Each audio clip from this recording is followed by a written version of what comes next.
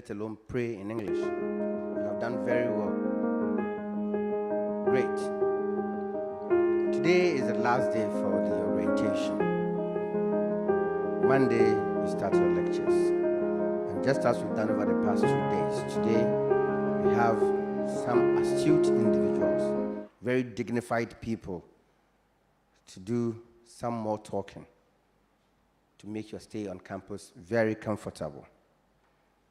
Before I introduce them, ladies and gentlemen, yesterday and Wednesday, we were privileged to have our very own Mr. Lovelace McLean Dodu to chair the program for us. Today, he's agreed to chair too. But I would want to hear from him if he's actually agreed to chair today's program too. Shall we clap for him?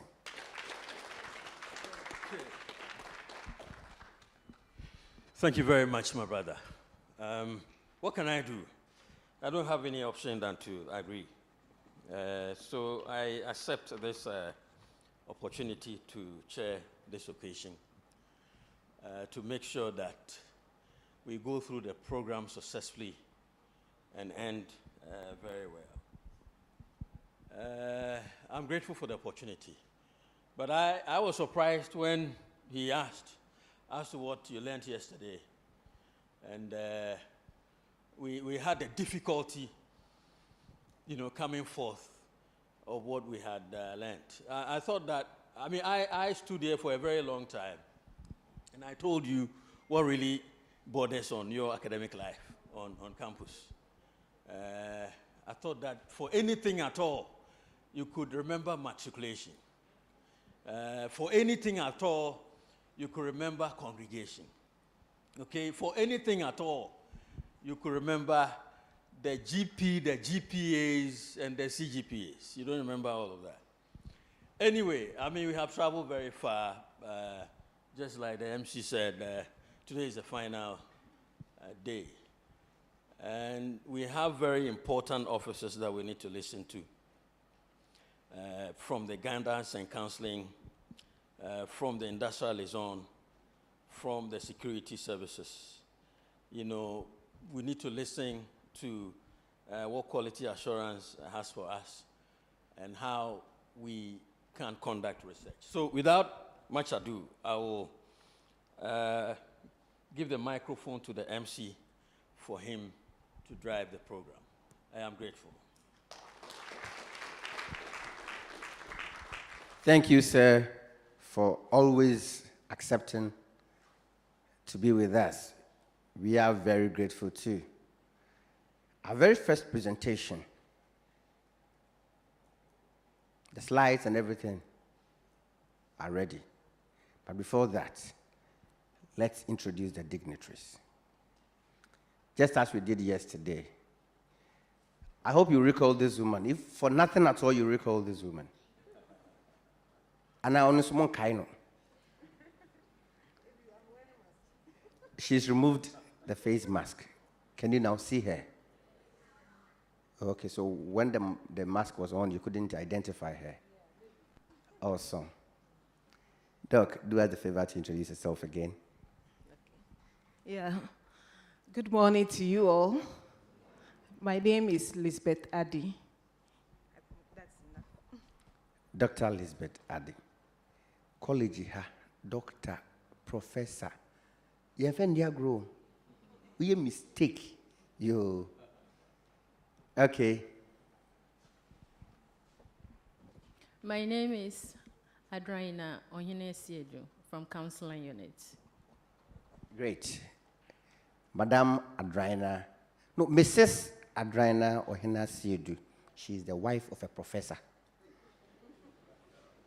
Okay. You have grow cry. Who here?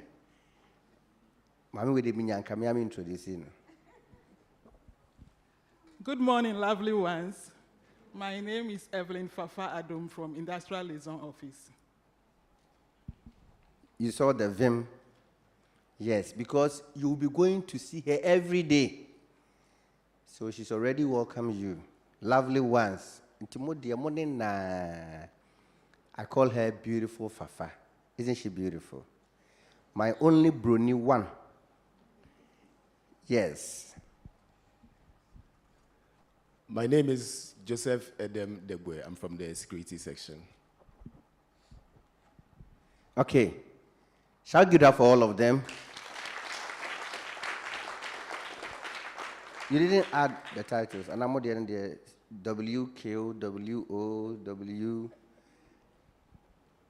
He's the Deputy Chief Security on campus. Right. Deputy Chief Security on campus. I know that he's here in place of his boss. Great. So you would see that today, all the people that are supposed to present to you are people of class. Their offices are of so much importance to your stay on campus, your peaceful stay on campus. Without wasting much time, shall we, with a clap, welcome Mrs. Adraina Ohene Asiedu to give us a presentation on HIV guidance and counseling. Or we can do better, can't we?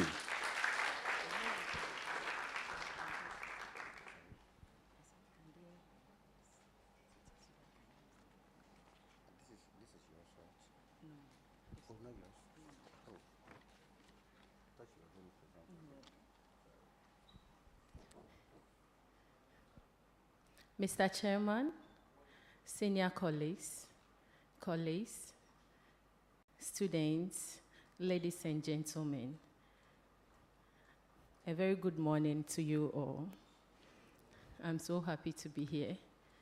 You didn't respond. Why are you tired? Good morning to you all. That's good.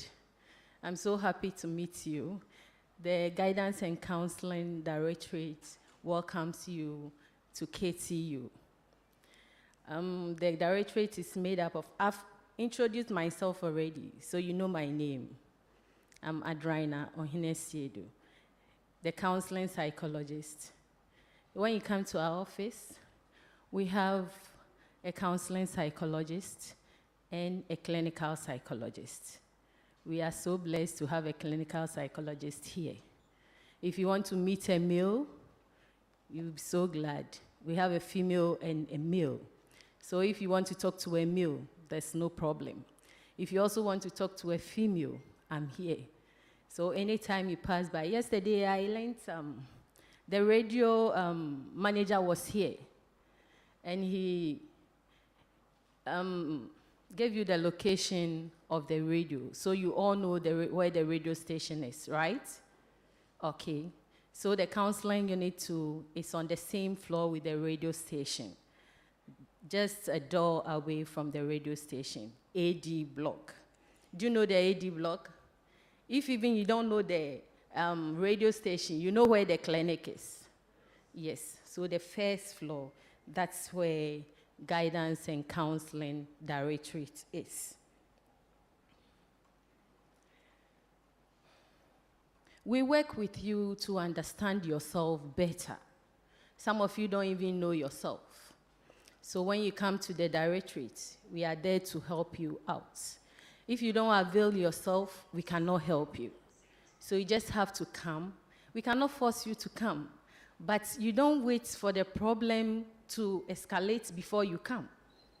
We are there, we welcome you warmly. Then confidentiality is our hallmark. People have misconceptions about guidance and counseling. You are from the secondary school, right? The guidance and counseling coordinator there is working with other teachers. So you feel when you tell them your problems, they'll go and discuss it with your other teachers so that it will affect you. Here, it's never like that. The Guidance and Counseling Unit, it's somewhere, it's a directorate of itself. So when you come, we have psychologists who are there to help you. Don't wait for the issue to escalate before you come. So I've given you the location, so no problem. When we finish, I'll give you our number to call us. What are some of the problems that we treat? Sometimes you are here as students who are now transitioning from being in the secondary school to this place. Secondary school, we have house masters, right? We have bells to rise you up. We have other people to monitor you. But here, there's nothing like that. If you want to sleep till 10 p.m., nobody is there to fight with you. So you can come, when you come to our office, we'll help you to adjust your time.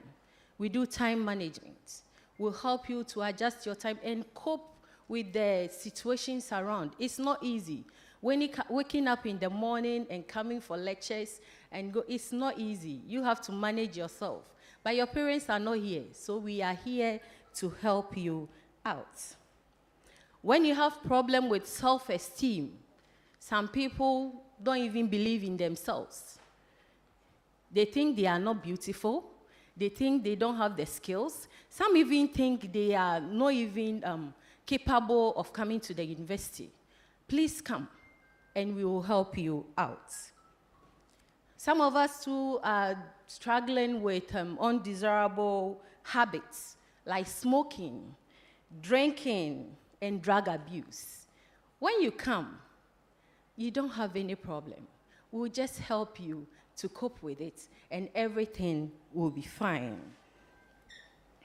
You're having relationship problems. When we come to HIV, we'll also talk about that.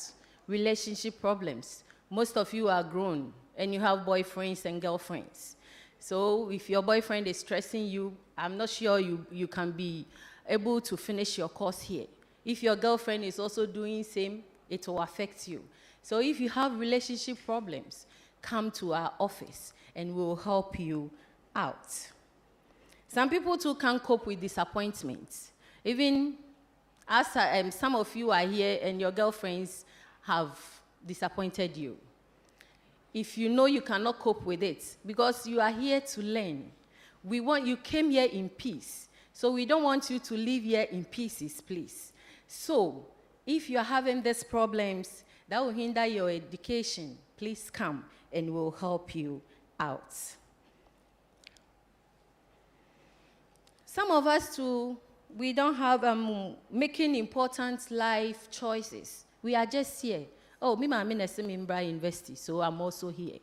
You cannot even make your own choice. If that is the issue, please come and see us, and we'll help you out. Sometimes you notice you have decrease in the ability to concentrate, to memorize things, to eat, or even to carry out with your activities. If you have that issue, you might be depressed. Maybe something is worrying you that we have to look at. The clinical psychologist is there to help you. If you are supposed to give you medicine, would refer you. So please, don't harbor the things in your heads so that it will affect you, okay? If you have questions about how to study effectively, we are here to study. That is the most important thing. So if you have problems with how to study, the guidance and counseling office is so open to you. Anytime you pass by, you see the door closed. It's not locked. We are inside.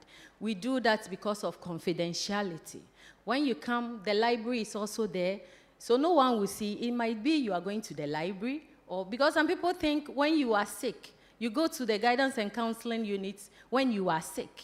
Oh, as a Najimukano. Please, that is not that. We deal with normal human beings, so please come. We all have issues. Now, financial issues, everything. A lot of issues are moving on. So please, you just come. No one will say that you are mad. So please, come. All the other people, we've educated them, and they know the use of the guidance and counseling unit. So please, don't be left out. When you need assistance, we do crisis counseling, when you need assistance, maybe you've lost a loved one or something, come to us and we'll help you out. If someone is harassing you, please, don't think that being in the university, it's normal for someone to harass you. No, harassment is a crime. When someone is harassing you, come and see us. Because of confidentiality, we'll know how to deal with it. Is that okay? When your lecturers are harassing you, especially the ladies, as you are here, people are looking through. Even your classmates, your course mates are looking at you. When they harass you, please, don't sit down and let the person go free. Just come and tell us, and we'll help you to deal with it. Because the harassment can also affect your studies. All that we are here to do is to come and learn.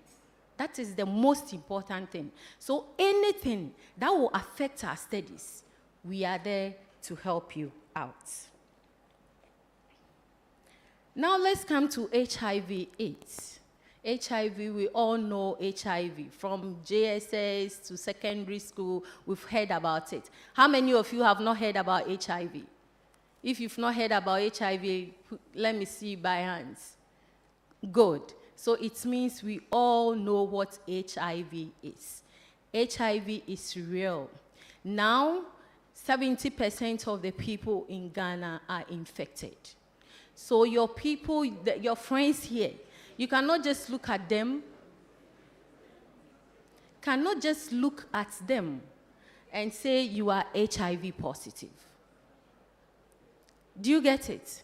So as we are here and we don't have any monitoring, no one is monitoring us, please, those relationships. We have a lot of men here, nice men, handsome men, beautiful ladies. Look at their faces. Nothing is written there. But some of us are positive. Some of us are positive. So please, know how to behave. Sexual intercourse, please. When you want to do it, you use a condom. If you don't want to use a condom, then please abstain. That is the important thing. If you think you cannot use a condom, abstain. When you come to our office, we'll give you HIV education, we'll do testing, we'll also give condoms. If you come and you need one, there's no problem. We'll do it for you. It's not only sexual activities that brings up with HIV. We also have pregnancy, that's the pregnancy process, the delivery, and breastfeeding. It can also give someone HIV. If if the mother is infected with it, she can pass it to the unborn baby. But now, if you report early, or if you go and you are tested and you are HIV positive, we have medicine we give you to suppress the virus so that your child wouldn't be affected. So please, take good care of yourself. Some of you are in the rooms. You have 2, 3 people in a room. And you think, oh, if I use his razor blade, nothing will happen. Please, buy your own razor blade. The guys, quick, as a sharp, then you take it, then you use it. Oh, let me use it first. Oh, then you use it. Please, if the person is infected, you can also be infected. And so in this sketchy, 1 cedi, the razor blade, one is 1 cedi. Just buy one for yourself. Blood transfusion. In Ghana, we are so lucky that they don't just take the blood and give it to someone. They have to screen it. So that one, sometimes, if they don't screen it well, that is where someone will get the virus. But if it's screened, then you are free. When you eat with someone who is having HIV, you will not get it, please. When you are in the same room with the person, you will not get it. You swim, those who like going to pool, going for pool parties, when you swim with the person, you will not be infected. So please, living with HIV, it's normal. You just have to take your drug and you'll be fine. Is that okay? But my prayer is we will abstain so that we don't contract it. Or you don't believe it? Okay. We also do financial aid assistance. We know that this time it's not easy. Your parents, some of you, your parents really struggled to get your fees. Even the 60% wasn't easy. So the university, it's so good, and management sat down and decided on bringing up with something that will help you students. That is financial aid assistance. Have you heard of that before? Have you heard of it? This is the first time, right? Okay. So financial aid, we help students who are brilliant but needy. That is underlined. Brilliant but needy. You can be brilliant, but you are not needy. And you can be needy, but you are not brilliant. So that it goes with the two. So if you come, we use your CGPA. I hope yesterday you were briefed about it. So the CGPA, its cutoff point is 3.55.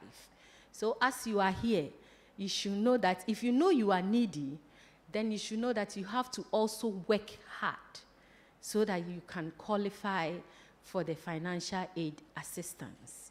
There, we opened our portal during the second semester. That is where you've all paid your fees.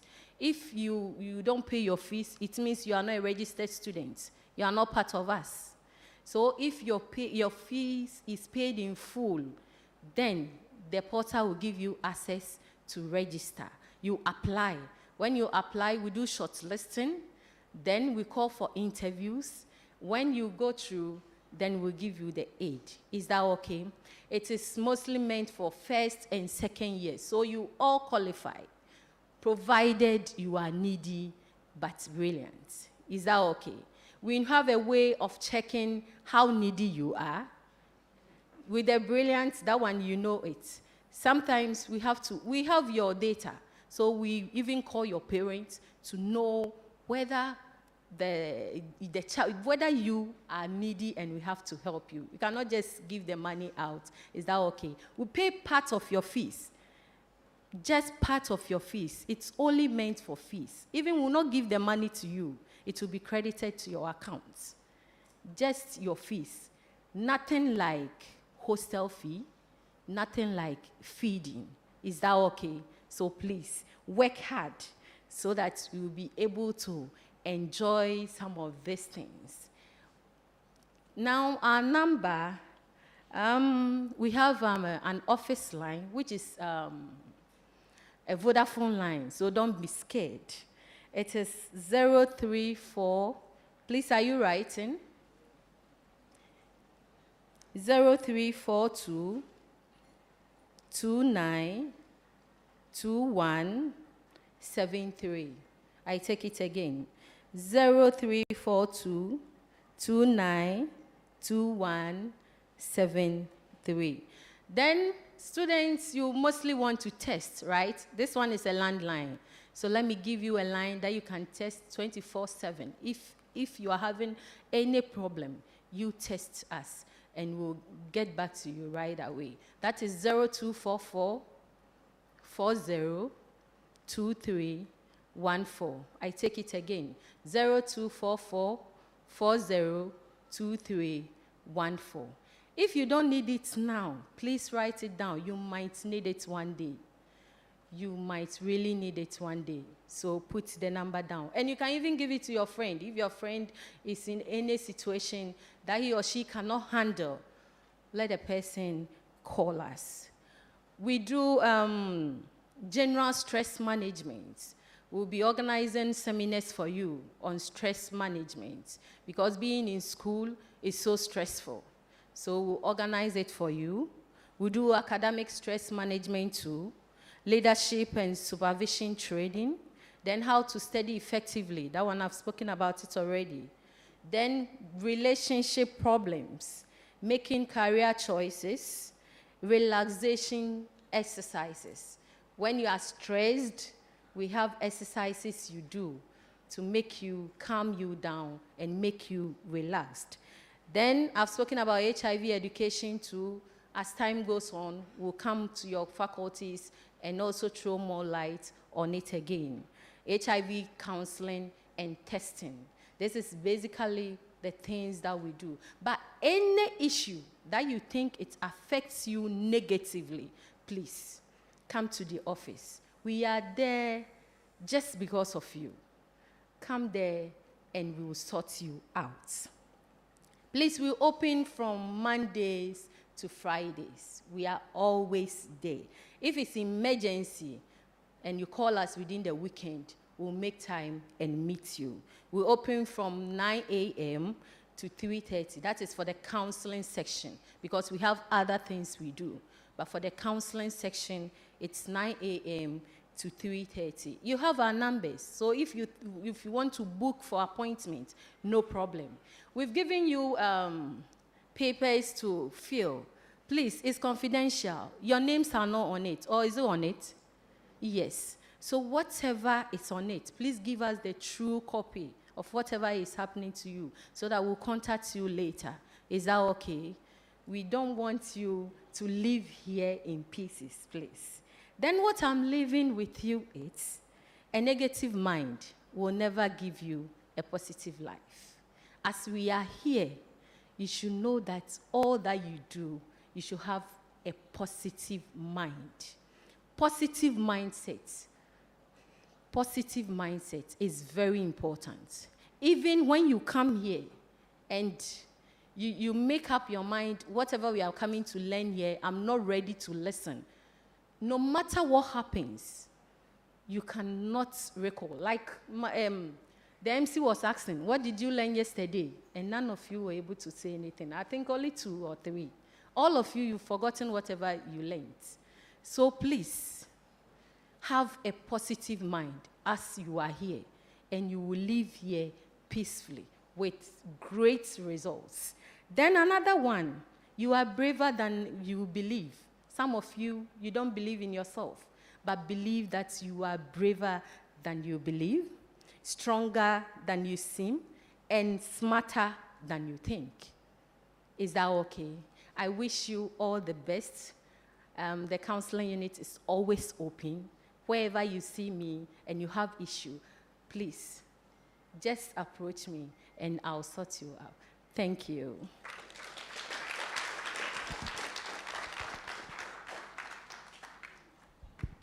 Thank you very much, Mrs. Adraina Ohene Asiedu. We can do better, can't we? Great. In the course of a presentation, some 2 unique individuals also walked in. You noticed that, right? And we need to introduce them. So respectfully, you introduce yourself, and then we are the others. Good morning.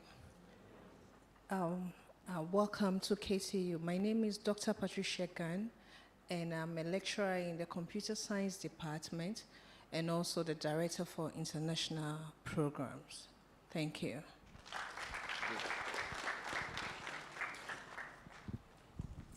Good morning. I'm Professor Richard Ohene-Asiedu, the Director for Quality Assurance and Academic Planning. Great. Have you noticed something? Okay, that's fine. Okay. So when Madame was presenting, see, when somebody walked in, she paused and smiled. Now you understand the connection. That's right.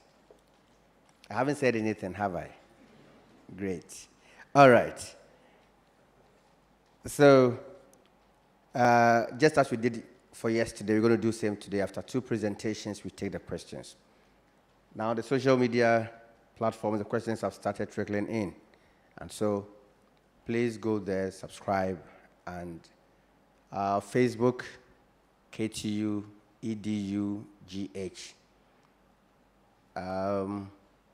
Instagram, same. And then on YouTube, at Koforidua Technical University. That's it. Okay. I like Madam's presentation when she cited this example. When your girlfriends give you heartbreak, I like that example because the boys will not give heartbreak, will you? Yeah, boys are always good. Hello, my guys. Are you here? Yes, the guys will not give heartbreak. They would never give heartbreak. But the ladies, please spare the men. All right. The next presentation is from my own beautiful sister, industrial liaison. While here on campus, you will have to undergo industrial attachment. Yesterday, Mr. Macklin spoke about that. You remember? Good. And so, Ms. Evelyn Fafa Adom, Deputy Registrar and Head of Industrial Liaison and Sports at KTU, will do us the honor to give a presentation on industrial liaison. Shall we give it up for her while she comes?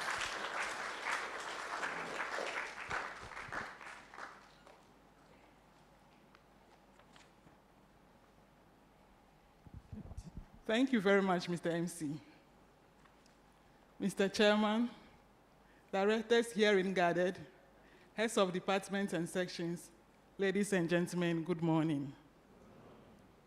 I am so happy to be part of today's program, and I welcome the opportunity to give a presentation on the topic industrial liaison. Mr. Chairman, permit me to add my voice to the earlier speakers by welcoming our cherished first-year students to KTU. And I also want to congratulate them on this special milestone of their lives. Congratulations. So my presentation will be in two folds. I will first of all talk about the Industrial Liaison Office and also industrial attachment being undertaken by students of KTU. So the Industrial Liaison Office. The Industrial Liaison Office is one of the administrative offices of KTU. The office staff works together with the heads of departments and industrial liaison coordinators from the various departments and faculties. The Industrial Liaison Office is mandated by the Statute of Koforidua Technical University to undertake a number of functions. But this morning, my focus will be on the functions that has to do with students, because it is your orientation program. So without wasting much time, I would like to take you through some of the functions of the Industrial Liaison Office. Firstly, the office is to ensure that students secure industrial attachments in places that are relevant to the courses that they undertake. So we have two ways of looking for placement for students. We officially give letters to students to look for their own placements, and also the Industrial Liaison Office goes out to look for placement for students. So in these two cases, we ensure that students get places that they can get skills relevant to their programs of study.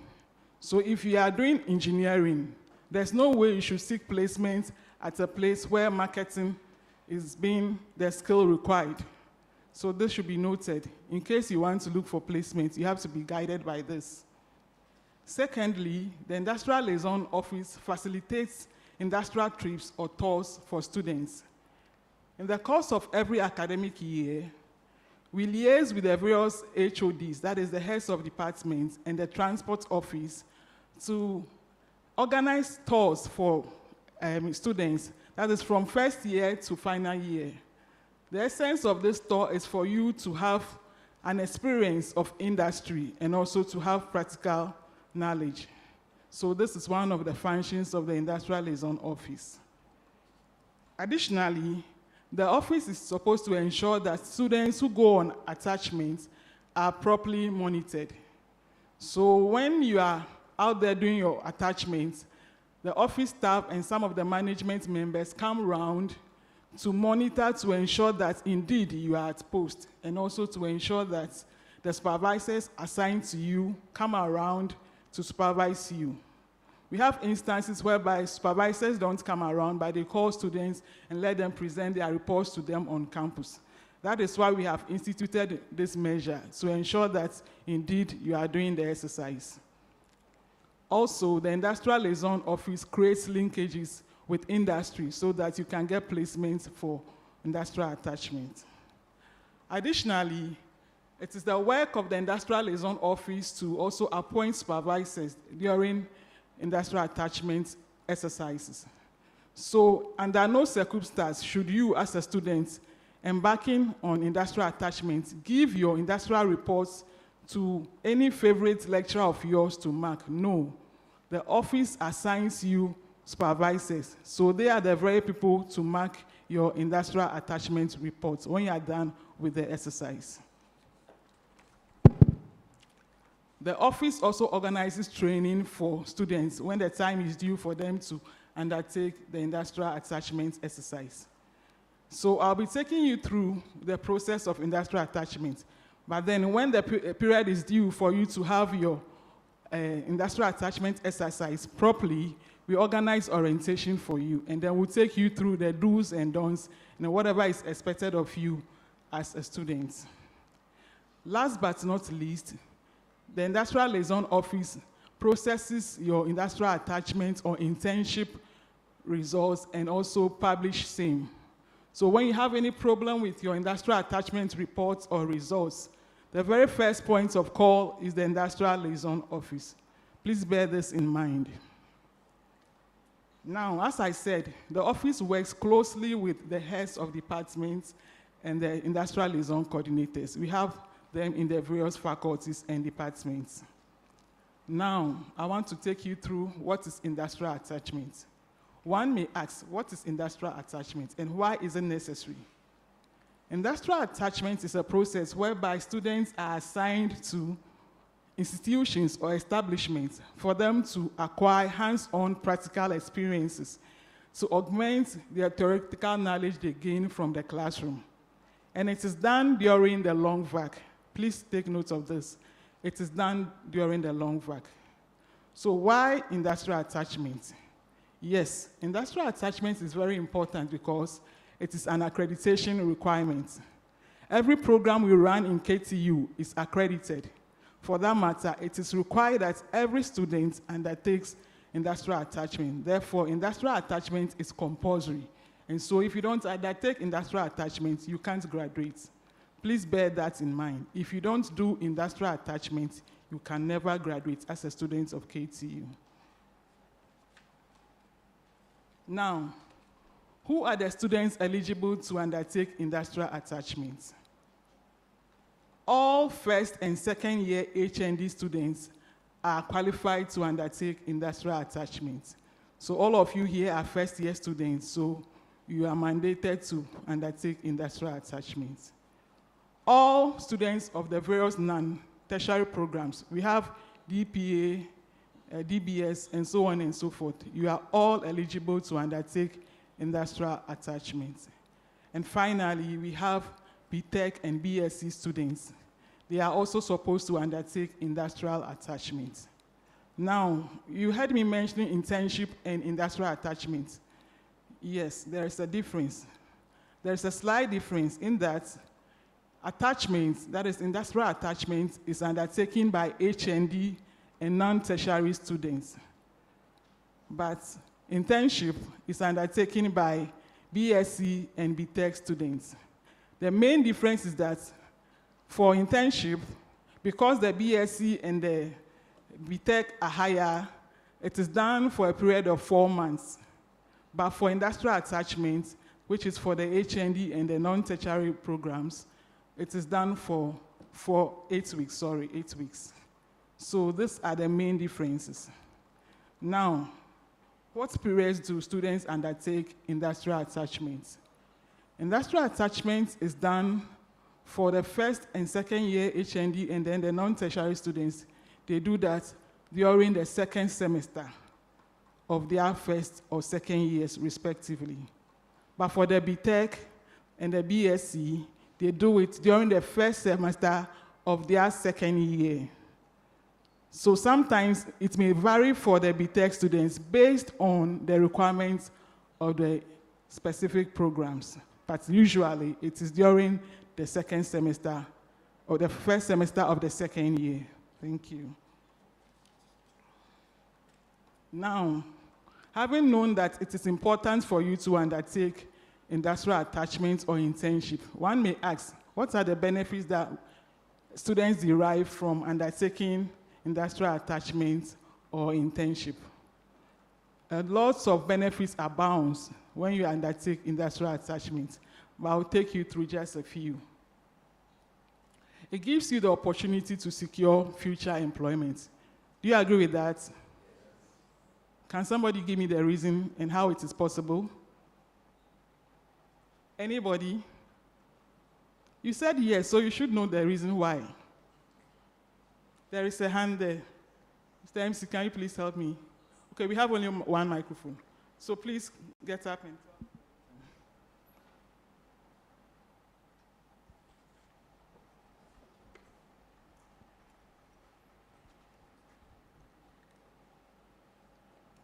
My understanding is after an internship or attachment, maybe you'll be given a certificate for it. So for any requirements for any job or when you are employed in any field, you can add it to the certificates that you already have as a student. Thank you very much. Clap for her. That's a good answer. But my reason here is the fact that if you go out there and you're attached to an establishment or an institution and you are committed, you give off your best, there is this possibility of they taking note of your performance, and in future, when you complete your program, you would be taken on as a permanent staff. I quite remember during my monitoring exercise, I went to some institutions, and the worksite supervisors indicated that our students, some of them, not all, are very good, and so they have noted them, and that when they finish school, they'll be taking them on. This is very good because these days we are complaining of unemployment. So the best way for you to take yourself out of this category of graduates is to comport yourself and give off your best when you go out there to undertake your industrial attachment or internship. Is that okay? So do you promise to do your best? Thank you. May God help you. So the second reason or importance is that you are likely to acquire skills that will be beneficial to you in the future. And the skills will be relevant for the field of work when you graduate. Mostly, as I said earlier, what you do at school is for you to go through the theoretical aspects of your courses. But when you undertake internship or industrial attachment, you are likely to get skills that will make you, workable or fit for the job market. Is that okay? Yeah. So the other reason is that you are able to gain soft skills. What are soft skills? Anybody with any idea? You are able to acquire soft skills and also good work ethics when you undertake industrial attachment, because remember, that is your first exposure to the world of work. So if you conduct yourself well, you can learn some of these things. Soft skills are not taught in the classroom. So it is learned by experience.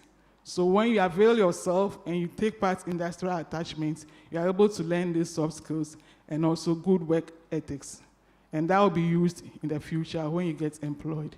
So some of the soft skills are confidence, self-control, emotional intelligence, and then the work ethics are honesty, punctuality, confidentiality. You now get the idea. So and so on and so forth. So those good values are known as good work ethics. And you're also able to build your experience for the job market, as I said earlier. Additionally, when you undertake industrial attachment, it provides you with the opportunity to network. Do you agree with me? Yes. When you get to the field, you are likely to meet your colleagues, students from other sister universities. You meet people from Legon, Tech, UCC, and all the other TUs. And so you are able to exchange ideas, exchange telephone numbers and contacts. And this networking is very useful for the future.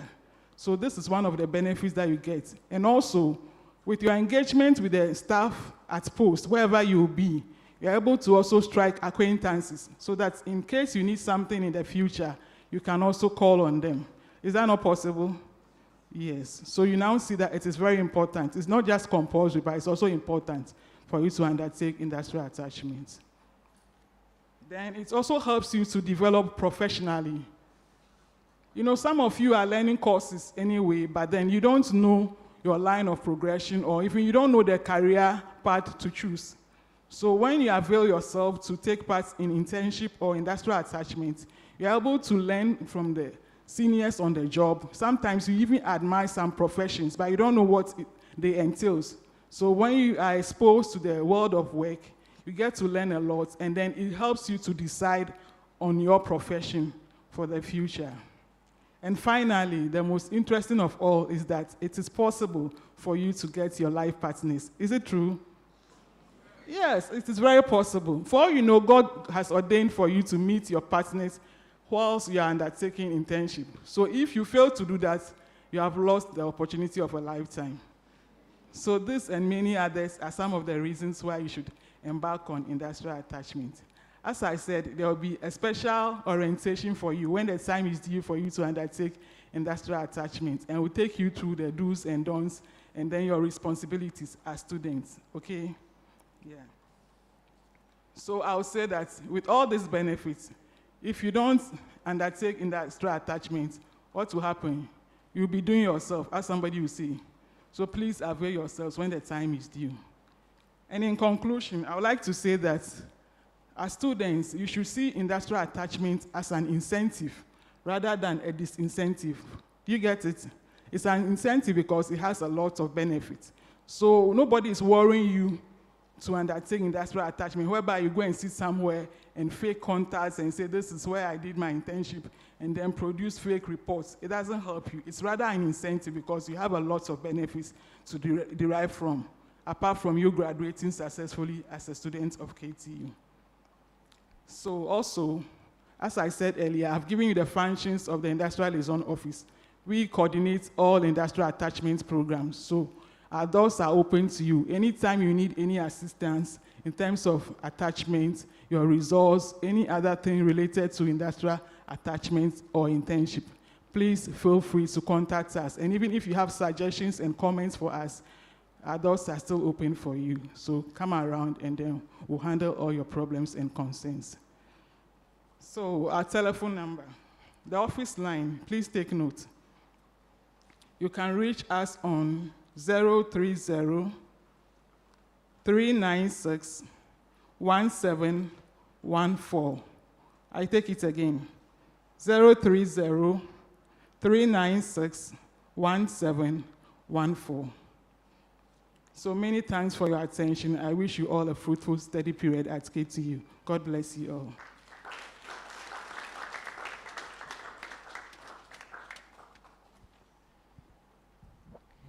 Thank you very much, beautiful Fafa. That was an awesome presentation, wasn't it? So we can do better than we did. Great. Okay, now our first two questions. Sorry, our questions for the first two presentations. Questions for the first two presentations. Yes, any question? Okay. Where's the other microphone? Okay.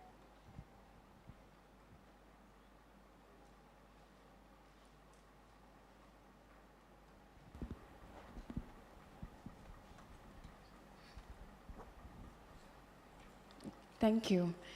Please, this question is to Mrs. Evelyn. Please, you were like, with the attachment, it's either you give us a place, or let me say an institution to go and do the attachment, or the student will find a place.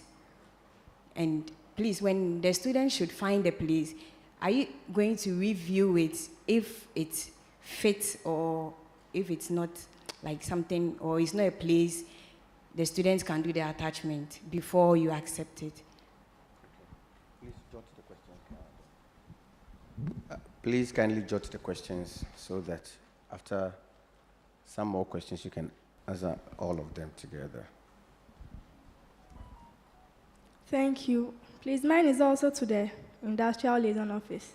Please, I want to know whether there's any basis by which a student qualifies to undertake the industrial attachment. And also, does a student undertake this attachment just once? Or maybe you can undertake it while in first year and then in second year too, you can do another one. Thank you. Is that all? Today you asked only 2. Yesterday was 5 in 1. Okay. Yes. Please, there's a hand here.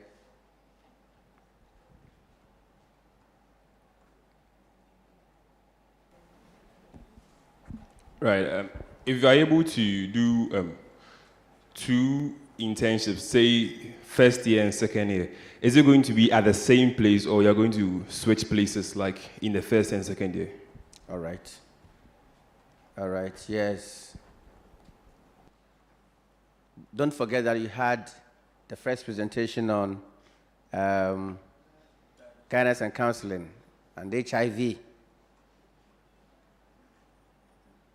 and condoms. Third presentation, I never saw some of you smile until she said condoms, and then some of you started smiling. Yes, any further questions? If there are no further questions, let me read the questions we have from our social media platforms.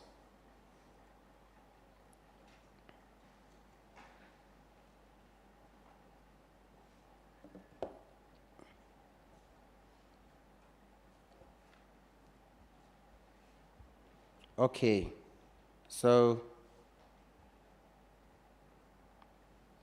David Amuzu wants to know, please, when someone is going through emotional depression,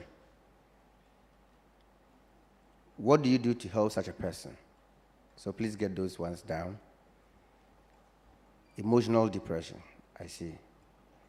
Evans Tay Party, please, when affected by HIV, use the blade for 3 days and got cut and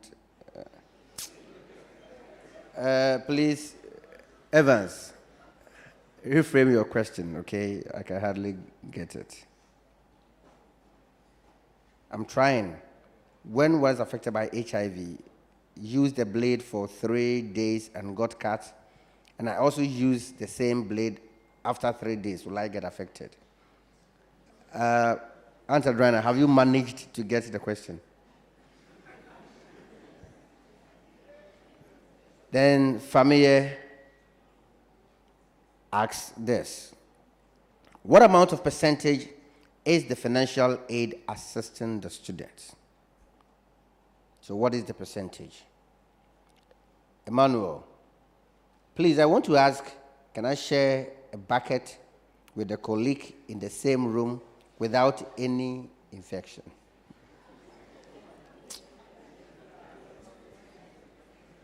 HIV/AIDS, has it gotten to a level where sharing a bucket? She said, okay, before I continue with the questions, let me introduce Dr. Samuel Kofi. He's the head of research in KTU. Doc, give us a wave. And, oh, shall we clap for him?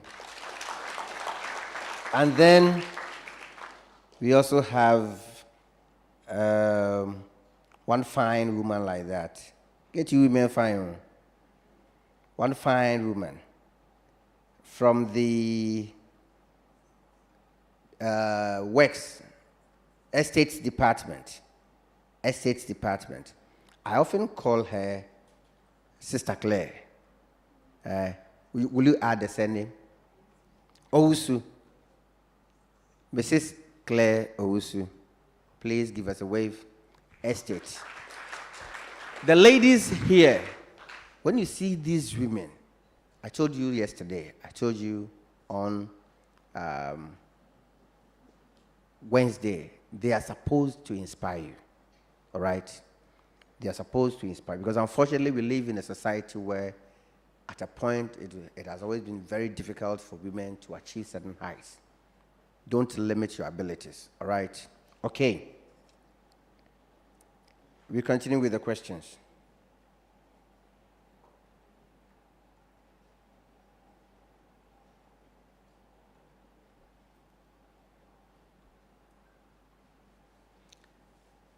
Please, I want to, okay, that has been asked. Does the financial aid come with repay? Do you have to pay back after you have received the aid? Of course, it's an aid. Then James Walker. Please, it seems you didn't get my question yesterday. Oh, really? I meant if I've passed all the subjects except chemistry that I had D7, can't I do BTech civil engineering? He's passed all the subjects. Apparently, with the 4 electives, he got only D7 in chemistry. So impliedly, he's passed the other 3. Does he qualify to do civil engineering? No. He said it is only chemistry that he had D7, but he's passed all the others. So impliedly, the others are C6 and below.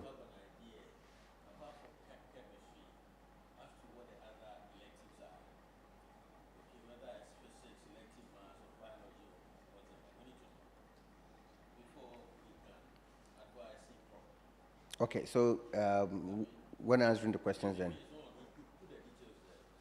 Okay, so James, please put the details. You can send us the details of your results so that the question can be properly answered. Let us know, is it you want to do civil engineering, that's fine, but what are the elective combinations and all that? Let us know. Okay. Then, Answer Lord Richard. KTU ICT team is doing a very great job. I think we can clap for them. That's true. That's very, very true. Well done, Makoko and his team. You're doing a great job. And people have recognized that. Please, there is a mistake on my date of birth. What should I do? A birth and death registry department in KTU.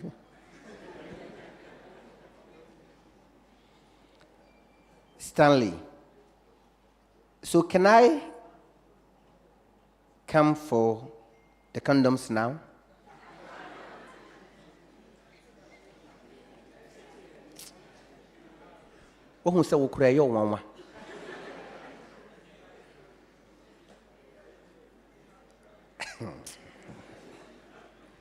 God is still in the miracle business. Then Josh, please, I'll be glad if the institution can talk about weekend students as well. Some of us are not aware when our lectures is going to begin. I don't think that is true. I don't think that is true because the timetable has been out and you should know when lectures begin. Osei Owusu Emmanuel, please, does attachment place in only Eastern region or any region? And if yes, how can a lecturer check or monitor the student? Very simple. Very, very, very simple. You can go anywhere, we will come. Oh, yes. Last year, somebody was at a Libo thereabout, a J. Kojo or something, a place on the borderline. We were there. We go to the north, anywhere, unless you are not in Ghana. All right. Then another person, Osei Owusu Emmanuel, okay, that I have asked. Godwin Nobi, please, I want to ask the counseling unit, is their services free for students? or they will have to pay. Candy, will the company pay us while we do the attachment? Auntie Vafa, will the company pay us while we do the attachment?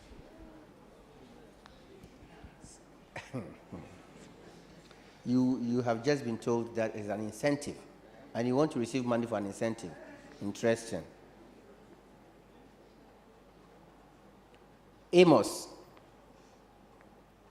how many days does it take to be infected with HIV virus? Go and read. Amos, go and read. I'll say OC Emmanuel. Can a student do the attachment on campus?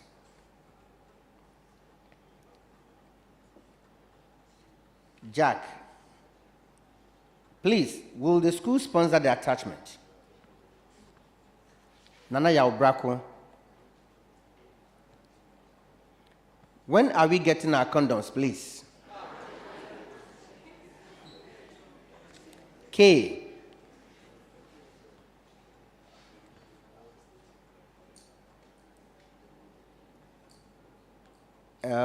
what is the duration for the attachment?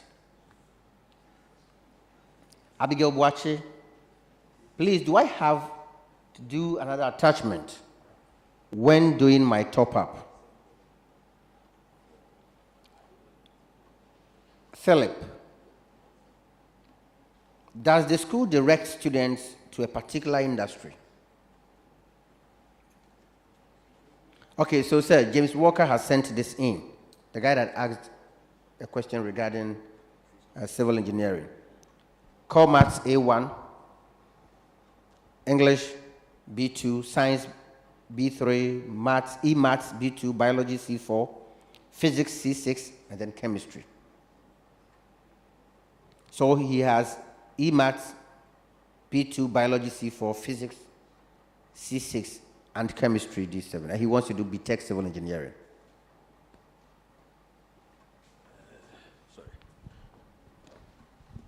Elective maths is elective maths B2. B2, biology. C4, physics C6. No, he can't. He can't because of the biology. Biology C4. Yeah, he can't. Okay. The engineering programs do not consider the biology, as part of the combination so much. James, try the Allied Health faculty. You should get that. Biomedical science and then medical laboratory science. Okay, so medical lab 2, he doesn't qualify because of chemistry. So biomedical engineering, he does qualify, right? He does qualify for biomedical engineering, that's fine. James, come to the admissions office and talk to the officers. They are willing to listen to you. Charles Techi, please, with regards to the counseling unit, is the Guidance and Counseling Directorate going to support you in terms of financial problems? I don't think you have to answer this. Thank you. Now, Madam, my observation, please, and to our senior management members here. I have a problem when we talk about brilliant but needy students, or needy but brilliant students. Because if you give the needy students the opportunity, they will be brilliant. If you give all needy students the opportunity, at least we will have an appreciable amount, number of students being brilliant. And so, not when somebody has had, normally my experiences, I've noticed that those who we call brilliant, needy but brilliant, are those who are naturally gifted. In rare cases, you would find one or two people trying to starve themselves to be able to do well. But give the majority of the needy students the opportunity. If a year elapses and they are still not pulling, then you know that these people have been given the opportunity, but they still couldn't do well. Not when they have struggled to keep up to speed, then the sponsorship comes in. That is a humble appeal. Thank you very much. Now, answers to the questions. Madam Evelyn. Thank you, Mr. MC. Yeah, the first question. The student wanted to know whether when she secures placement, it will be accepted. Is that a question? Yeah, as I said earlier, before going out to look for placements, we give you an official letter introducing you and the program that you are offering. So when you go to the industry, they would read and see whether the skills that you are expecting. We also list the skills to be expected in the letters. So they'll read and find out whether they can offer you placements that will merit the skills we wanted. So based on that, they will decide whether to accept you or not. But when you go there, you are also supposed to bring us an acceptance letter. So when the letter comes to us, we'll scrutinize it and see whether it is relevant so that you don't waste your time. But before you go out there, be guided by this condition. Thank you. And the second one is the basis for attachment. In fact, I said it is compulsory, it is an accreditation requirement, and without undertaking an attachment, you can't graduate. That is the general rule. So the basis is that it is part of your course content. And somebody also asked those who are eligible. I think I said that all first years and second years. So in effect, you'll be doing your attachment 2 times as an HND student. But for students of the non-tertiary programs, because your courses are mostly of a duration of 1 year, you do it only once. But for the HND, you are supposed to do it twice. So for each case, that is when you're in your first year, it's supposed to be during the long vac, which is the second semester years for each academic year. I hope you are okay with that. And also the question as to whether the companies will pay you. In fact, in this 21st century, all we think about is money. But everything is not money. As I said earlier, industrial attachment is supposed to be an incentive. And I've enumerated the benefits that you get. So what can be more rewarding than all these benefits? So basically, nobody pays you. But then if you happen to be in an industry or an establishment where your contribution to the institution is very appreciable, of course, they can reward you. Sometimes they even offer to pay the rest of your school fees. So it depends on your output. Can students undertake attachments on campus? Of course, yes. We have administrative offices on campus. We also have academic offices.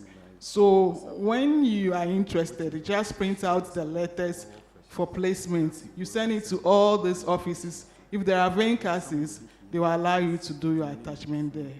In the past, we have been organizing a program which is called VIRA, Virtual Industrial Attachment Program. It has been suspended. Management is still in talks with council to get approval. So I can't confirm whether it will continue, but for now it has been suspended. But in the absence of that, you can also go to any of the offices with your letters, and when there are vacancies, you can be accepted to do your attachments in those offices on campus.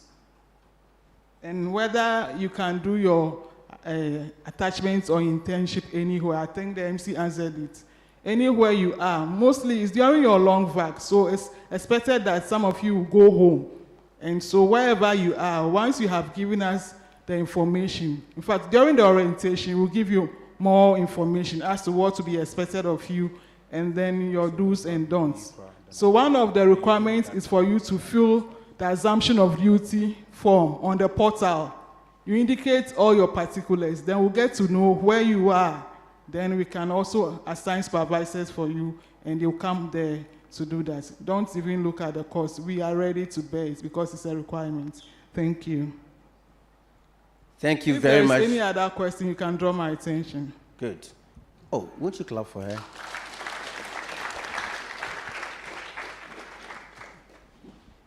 Hello, I'm starting from the financial aid. It's when you apply for it and you are giving, it's free. You are not repaying it. So please, just apply, and when you qualify, then we know what to do. No repaying. Management has taken care of it, and some of your on your bill, I think we have a portion there, a part that you are also contributing to the fund. So no payments. Then with the financial aid, am I done with it? Or Yes. there's another? I think that's all with the financial aid. That one, I'll come to that. So financial aid, I think if you have any problem, you can come to our office and we'll throw more light on it. And MC2 was talking about the needy but brilliant students. We know it. We are still working on that. But it's like if you don't pay your fees, it means you are not a student of the institution. So we cannot help you, no matter what happens. If you are needy and you don't pay your fees in full, there's no way we can help you. So you just pay in full, come to the counseling unit. We have a percentage of people we help without using the CGPA. So when you come and you tell us your story and we do investigation and we even talk to your deans and your head of departments. If we get to know that you really need our assistance, we'll help you out. Is that okay? Then with the condoms, please, you can come for it anytime. Anytime. It's confidential. And when Sir was asking whether you people are not asking questions, someone was telling me all their questions are confidential. So we are in our office. Any question you think it's bothering you, come and see us and we'll help you out. And someone also asked of emotional depression. Please, when you are depressed, you have a feeling of sadness, you cannot even think well, it affects your whole being. And we have to go into details, know your background and other details before we can really say that you are emotionally depressed. So please, come to our office. You have our numbers too. I've given it out. So you call us and let's book a date so that we'll meet. Then we'll attend to you personally. Is that okay? All right. Thank you. Shall I clap for her? Sir, I'll give you some few minutes to talk about workers' The issues. gentleman who wants to do civil, I think, for starters, an option has been given that he could pursue BTech in biomedical engineering technology. But the other thing is that if he, by all means wants to go into civil, what we can do is that he will have to come, to the HND level, where he pursue HND in civil. After 3 years, then he can do a top-up for 2 years, at the BTech level. Good. I think that these are the options available. Thanks. Just wanted to ask one question for the guidance and counseling. I want to find out, what does the university do for people who are physically challenged? Does counseling do something about it? Thank you. Good. Thank you very much. Okay, so, madam, get that. Let me add some few questions from the social media platforms. Mary Bwampon. Please, I am Yesu Mami.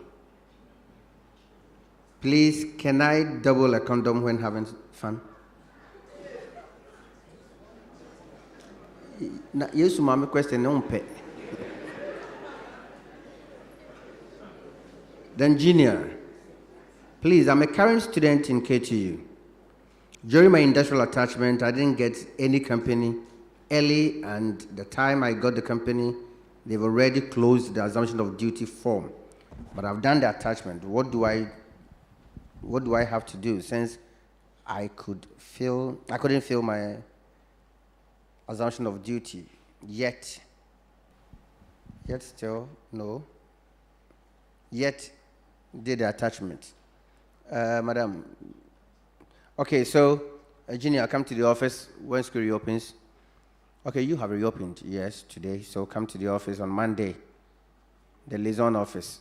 Come see Madam Fafa and explain issues out to her. You don't say yet still, right? That's tautological. We don't say tautology, we say tautology, right? Yes, so it is tautological to say yet still. Use one. I have tried, yet it's not working. I've tried, still it's not working. You don't say, I've tried, yet still it's not working.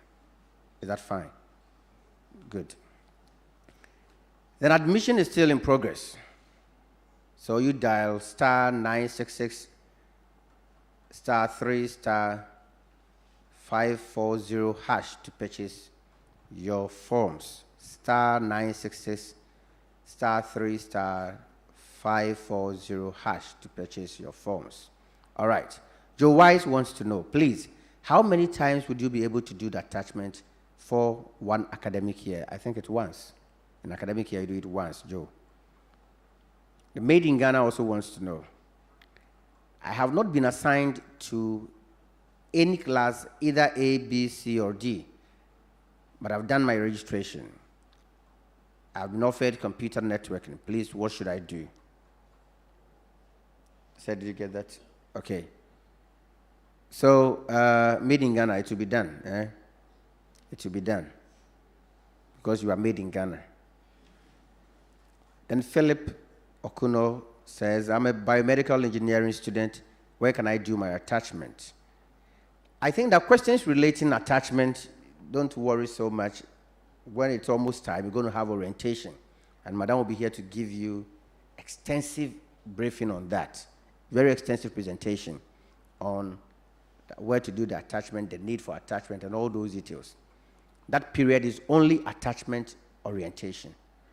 So that's about it. Then Theo has this to ask. Please, I'm offering EET Part 1. I want to know if I can continue by offering an HND course. That is after Part 1, sir. Does he qualify? If he passes, does he qualify? All right, so Theo, you can. If only you pass, you qualify to pursue HND.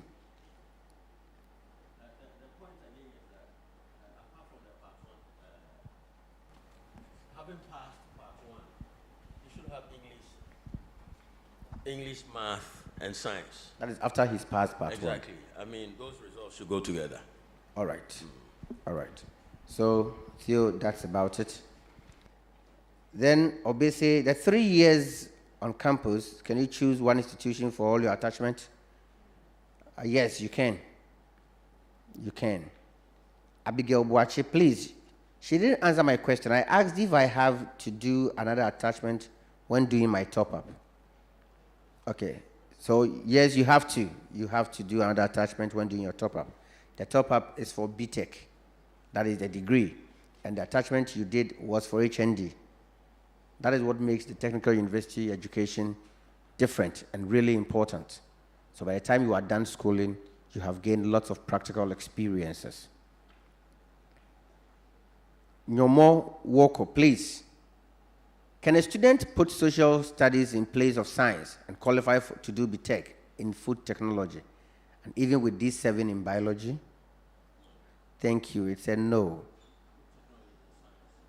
If it's food technology science, yes. I'm sorry. Go and write. And come back next year. PSA Daniel Boache. Why BTech, not BSc? Because it is BTech. It is Bachelor of Technology. The technical universities offer Bachelor of Technology. The traditional universities and some private institutions offer Bachelor of Science in their respective areas. Jojo Mensah, why are they not accepting DBS results? Sir, why are you not accepting DBS results? Then the last one, please, the BTech timetable for purchasing and supply. is not part of the timetable. It will be addressed. It will be addressed. Okay. The other matter. Why don't they accept DBS results? I don't know how to answer this question because there are a lot of complications regarding this one. Maybe the person, I don't want to talk a lot about this one here. Maybe he can send a direct question and later we can address it. All right, so enough of these. Enough of these. All other questions will have to be based on the subsequent presentations. Thank you very much. Now, our next presentation. Security issues on campus. Are you safe while here? You need to be safe in order to study. Is that not it? And so, we call on Mr. Joseph Edem Dogbe to give us a presentation on security services on campus. Shall we clap for him while he comes?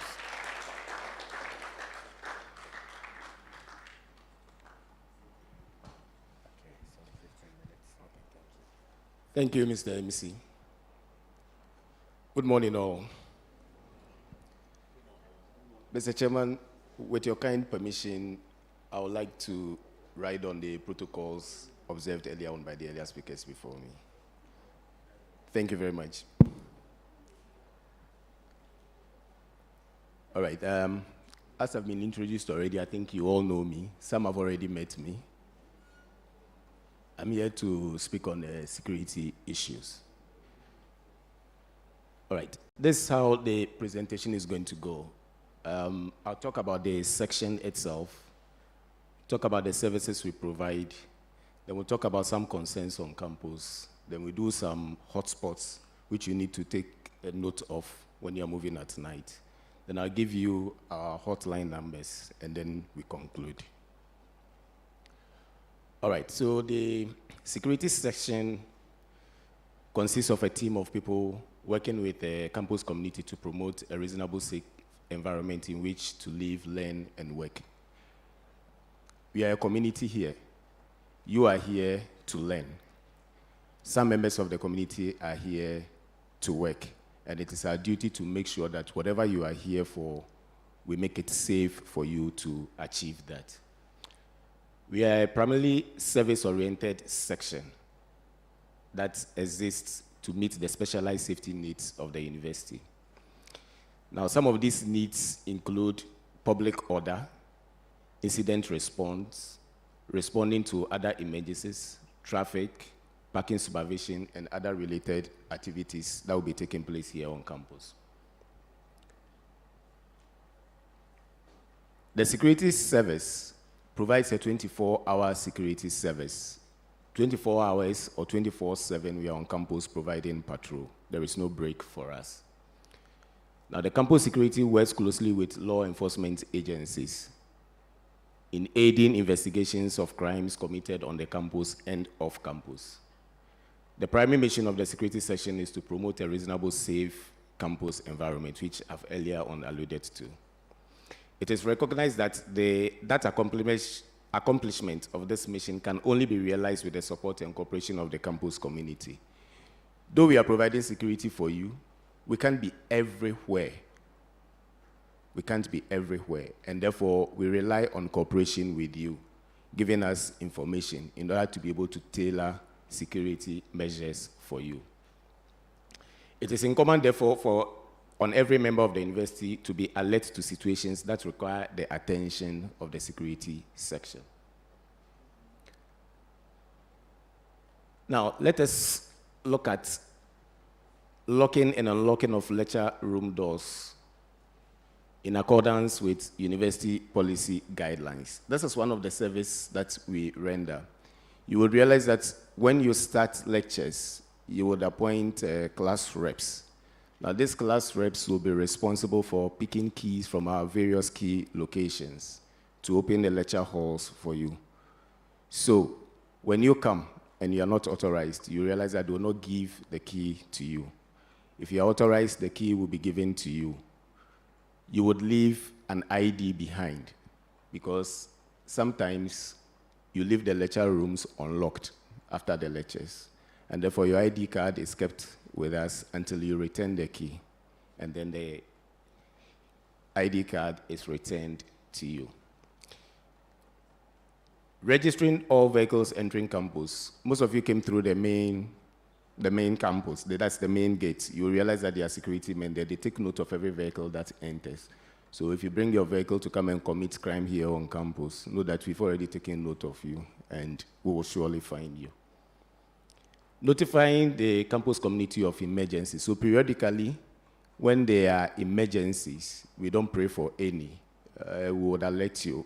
For example, if there is a fire outbreak, let's say we are all sitting here and there's a fire outbreak, you will hear the fire alarm being sounded. As you hear the sound of the fire alarm, there is an assembly point that all of you are to rush to. The assembly point for this area is the Bush Canteen. How many of you know there? Okay, so when you come through the small gate on your right, you see some containers there where they sell food. That is what we call the Bush Canteen. That is the assembly point for this area. So when you hear the fire alarm being sounded, you report there, you'll be counted, just to make sure that everybody is safe. We also provide security awareness programs to students. So periodically, when you are having your various programs on campus, we'll be present to provide you with security awareness. We also provide night escorts, and this is usually done during your examination periods. We realize that students want to study deep into the night sometimes, and it becomes unsafe for them to return to their various hostels. What we do in this case is that if you group yourselves, we will provide security to escort you to your various hostels.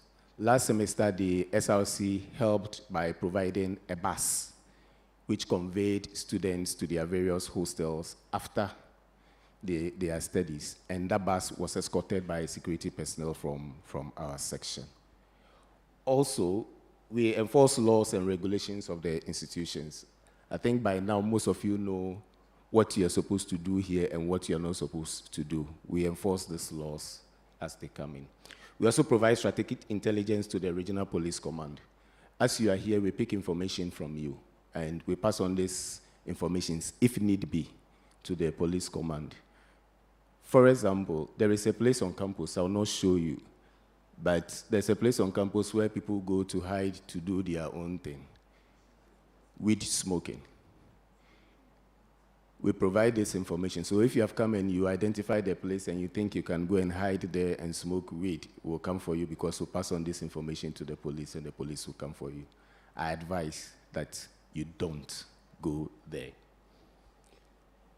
We also ensure adequate protection for university property. Security is all about three things. It's about protection of life, it's about protection of property, and it's about protection of information. And all these three things exist here on campus, and it is our main duty to ensure that we do that. Now, entering of unauthorized vehicles and unregistered vehicles. How many of you have vehicles here? How many of you? Okay, no one has a vehicle, but very soon I think that some will. Don't use your school fees to go and bet and then use it to buy vehicles. It's not advisable. All right, so when you have a new vehicle and you have these DV plates on it, during the day, when you get to the gate, you'll be given free access, but after 6 p.m., you will not be given free access. When you get to the gate, you'll be asked some questions. If you're able to answer them, then you will be given the go-ahead to enter campus. Also, during breaks and vacations, again, you will be asked those questions. And even during breaks and vacations, if you're a student and you are working on campus, randomly, we will check for your student ID to ensure that you are a student before we allow you to work on campus. Now, speeding of vehicles on campus, this goes to the, should I say boys or men? Boys to men. All right. When you see the ladies, sometimes you want to show off. You go for your father's vehicle, your brother's vehicle, and then you want to show off in front of the ladies. And so you come and do your activity here on campus. You screech your car left and right. It is not allowed. It endangers the lives of others. And therefore, when we see you in that state, we will come for you, and then we'll allow the laws and regulations of the institution to work. Stealing of equipment in lecture halls and labs. This is very dear to my heart. Some of you go to the labs and then you find a mouse. Because the mouse is very small, you take it and then you slip it into your bag and then you send it away. Beware, there are cameras everywhere in the labs. It will grab you. Don't try it. Also, our furniture, chairs, tables in the classrooms. In the past, we've seen or noticed that what students do is that they want to learn in their various hostels, and so they carry them over to their hostels, go and put them there. In fact, very soon, I'll be mounting an operation, hostel to hostel, to retrieve the property of KTU. Don't get yourself involved, because if you are caught, the code of conduct would apply, and you wouldn't be happy. Stealing of library books. We go to the library, we want to study it. The book is meant for everybody, but you alone, you want to take it and go and have it to yourself alone. No. When you get to the library, you realize that there's a place where you are asked to put your bags. You're asked to put your bags. This is to prevent you from taking the library books, sneaking them into your bags, taking them to your various hostels, and wanting to use them alone. It's for all of us. Read, go, come back tomorrow, and then continue. All right, I think I've spoken about classroom furniture already. Leaving lights and fans in unoccupied classrooms. Most often, you will realize that you go around in the evenings, and there's one person sitting in one lecture hall or a classroom. All the fans are on. How big are you? Let us try to conserve energy. Let's save the school or institution some cost. In this regard, this is what we do. At 8:30 to 9 p.m. every day, my men will come around the various lecture halls. They would ask you politely to leave, and then they will off every fan and light in the classrooms. However, the AD block, where you have the clinic, the block with the clinic, if you go to that block, the classrooms there are available for you 24/7 to use. So if you are asked to leave the other lecture halls, you can go to that place and then learn throughout. Also, about 3 weeks to your examination period, we shift the time from the 9 p.m. to 10 p.m. And then we also add extra classrooms to it that you can use to learn overnight. And this will be made known to you when the period is coming. So please cooperate with my men when they come round to ask you. You yourself, watch the time. It's getting to 9. Quietly, just leave. Either you go to your hostel or you go to the AD block to learn.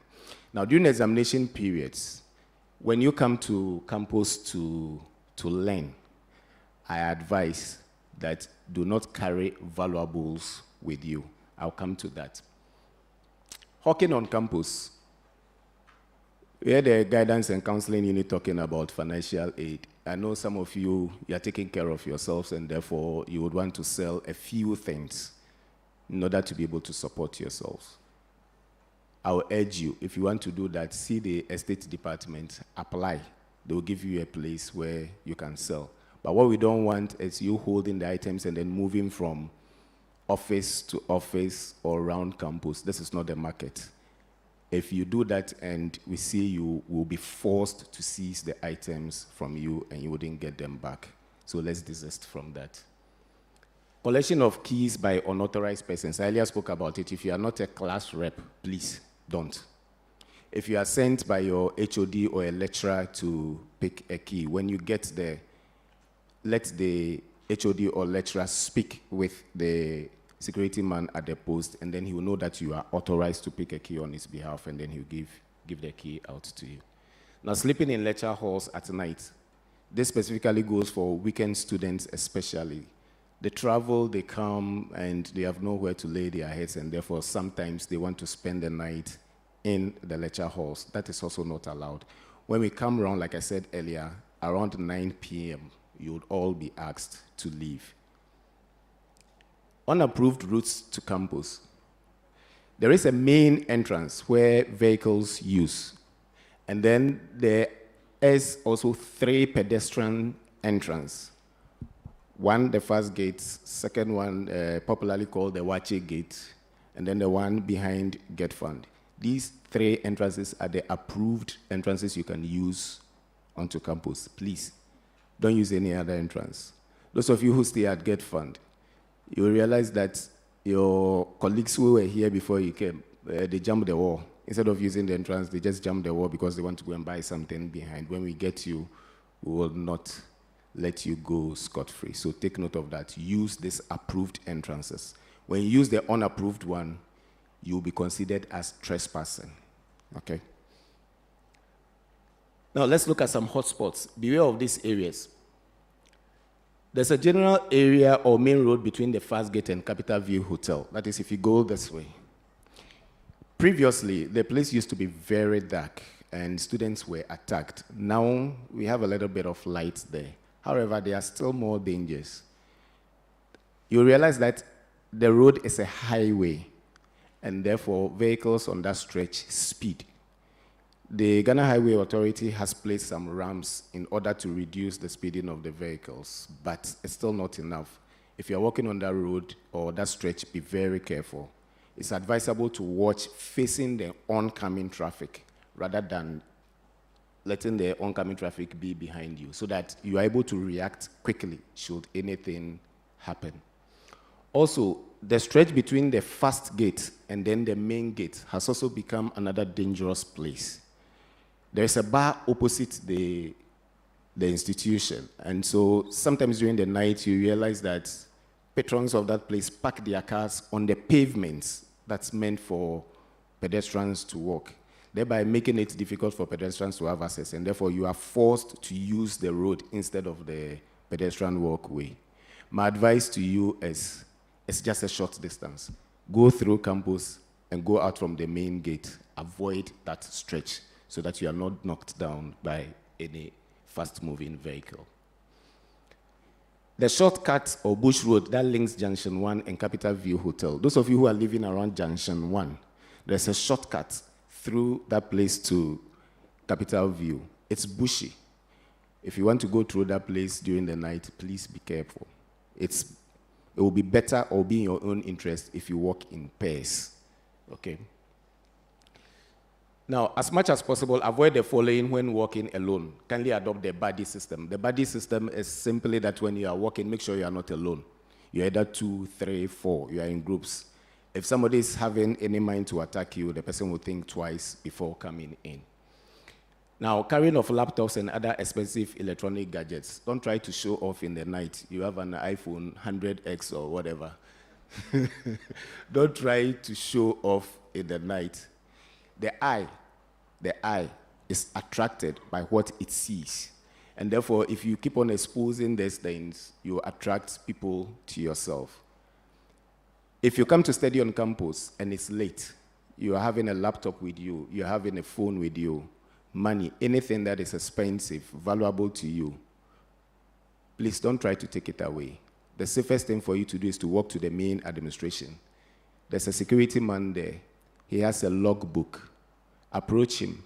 Hand over whatever you are having on you that you want kept safe for you. He will log it in the logbook. Your details will be taken. You can proceed home. The following day, come in the morning, come and pick your items, and I think you would be safe. Those of you who live in Get Fund, we've had experiences where you are about 2, 3, 4 in a room. Again, that has also become a problem. Like I said, the eye is attracted by what it sees. Don't expose your items. Put your phone down. Oh, then just drop it on your bed. Now, if you come to my office, I can do magic for you. Okay, so carrying off flashy handbags and then putting on indecent dressing. This goes for the ladies. You want to dress to kill. Please do that during the day, not during the night. If you wear that short thing during the night, the eye will attract something, and something will turn to something. Let's beware. All right, so these are the hotlines of the security section. The first one, like you see in the gentleman sitting there, you always have somebody 24/7. So the first line, when you call, we'll go there. He will pick whatever information you want. If there's need for follow-up, we'll provide you with the follow-up. The second number will come directly to me. So if you want to talk directly to me, feel free and call the second number. It's also a WhatsApp line. So if you want to test, you can test me through that. If you've seen something which is not safe and you want us to have a look at it, you could take snapshots of it and then you could send it to me also through WhatsApp, and then we would attend to you. Remember to lock your door whenever you are leaving your room and when you are asleep. Those of you who are living in the private hostels, some of the private hostels, some, and I use the word some do not have adequate security. I think that is why we have accredited hostels, and therefore I urge you to stay in accredited hostels and not the non-accredited hostels, okay? When you are leaving your room, make sure you lock the door. For those of you who are Get Fund, you're about 3, 4, 5 in a room. Take your personal security serious. Your colleague has stepped out. You are in the room. And then you are going out. There's nobody in the room. Because he has stepped out, you can't lock the door. You think he will come back. Therefore, you leave the door ajar. Anybody can come in. Your colleague is awake. He's in the room, eating. Oh, my colleague is here. So you leave your laptop on your bed and you step out. The next minute after eating, he can sleep. The door is ajar. Anybody can walk in. Therefore, don't expose your valuables. Always cover them. Take your personal security serious. Lock up everything that you have. Change promptly the lock on your door when your key is missing. You don't know who has it. Avoid the services of errand boys. If you are a lazy one like me, and you always want to sit at one place and then send people around to do things for you, they can be spies. They watch around. They pass on information. You are exposing yourself. Avoid walking alone at night. Always walk in pairs. I've spoken about that one. Never board a tinted glass taxi or with all male occupants already in it. And this especially goes for you, the ladies. You go out to town to have fun and you are coming to sleep late in the night. You see a taxi, all male occupants in it, and you want to go and sit in. Please think twice before you do so. Use of firearms on campus is prohibited strictly. Please, if you have guns, whether registered or unregistered, keep them at home. Don't bring them here. Okay? Beware of the main entrance. Take simple instructions from the security officers at all times when entering or exiting. When you get to the main entrance, you realize that there are 2 pedestrian walkways, one for you getting in, the other for you going out. And then the same thing applies for the vehicles. Please be very careful. Use the pedestrian walkway and not where the vehicles pass to avoid being knocked down. Okay.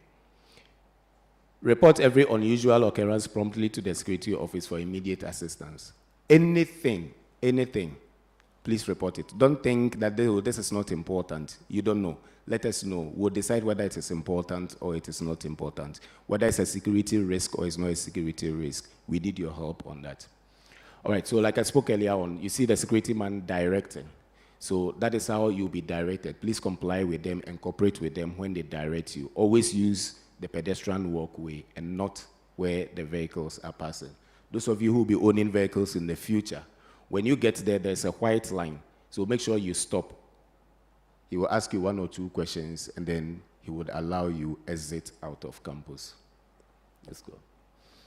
All right, so in conclusion, the security session will continue to train and work hard to promote a reasonable, safe environment in which we can all live, learn, and then work. So you are here to learn. We want to ensure that. And things change with time. Security changes, and therefore we keep ourselves physically fit at all times, keep ourselves mentally fit at all times. We keep a sharp edge on every situation in order to be able to make your stay here safe. The session wishes to remind everyone that security is a shared responsibility, so we entreat all and sundry to play their part in the provision of security on campus. On this note, I want to thank you and hope that you would make me proud by providing me with every little information that you come across that will help me in order to be able to tailor security to your needs. Thank you very much.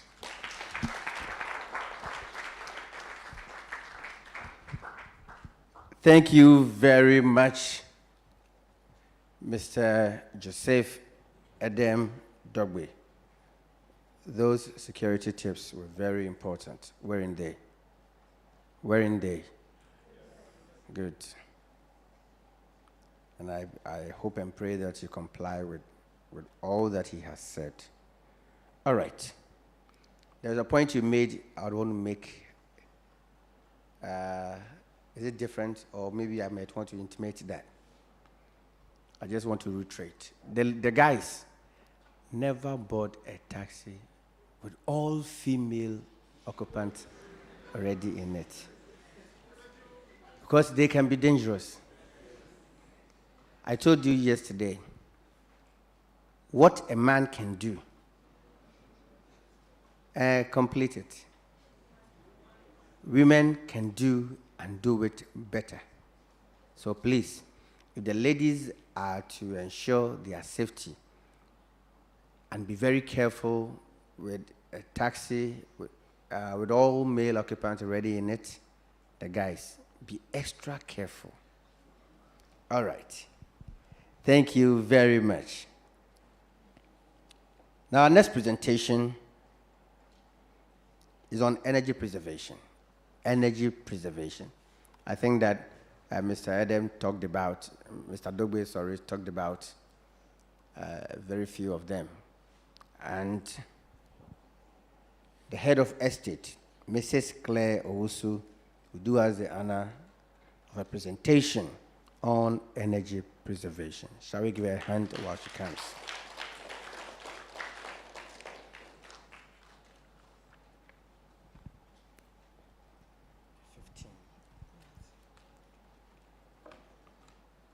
Good morning, everyone. Can you see clearly? All right. The whole point of the lights going off, we're hoping to get a darker room in here, but fortunately it's not too dark because the sun is, bright outside. But the whole point of putting the lights on is to see the importance of energy conservation, the importance of light. We can't do with light. We can't do without light. We can't do without water. We can't do without the utilities. So that's why I'm here, to have this short talk with you. So my name is Claire, as the MC mentioned. Thank you. And I'm from the estate department. We look after the hostel, the faculties, the grounds, and all the university assets. When we talk about, part of our work is also to look after the electrical works, plumbing, air conditioning, the grounds, cleaning, and everything else here. So, with regards to energy consumption, on average, can anyone guess how much the university spends a month on electricity? Just a guess.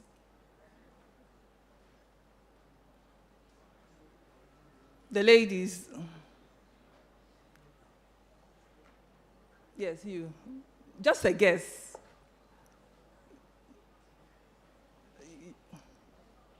Yes, how much?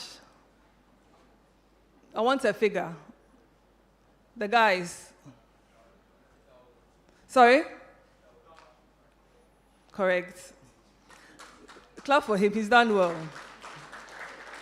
So that's how much the university spends on electricity a month. 50,000. So a year is how much? 600,000. On water, can anyone guess how much we spend? I want a lady this time.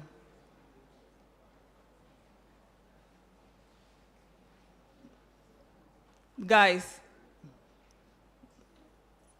do you want to guess again? Try, let's see.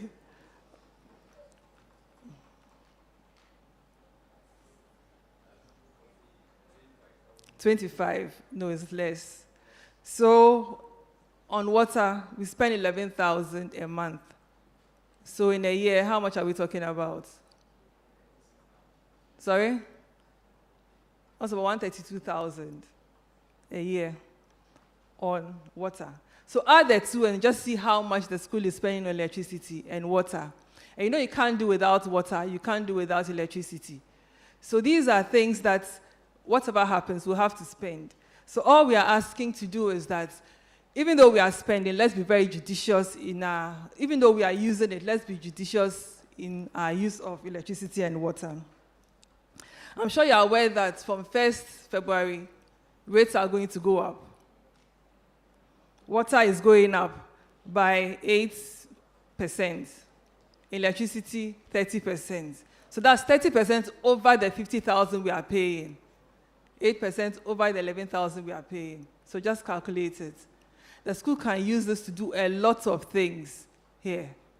So we are asking that whilst you are here, just try and observe a few house rules, just try and observe a few good housekeeping so that we can conserve energy. So with regards to light, as my colleague said earlier on, when you are leaving a room, just make sure, if you are the last person to leave, just make sure you switch off all the lights.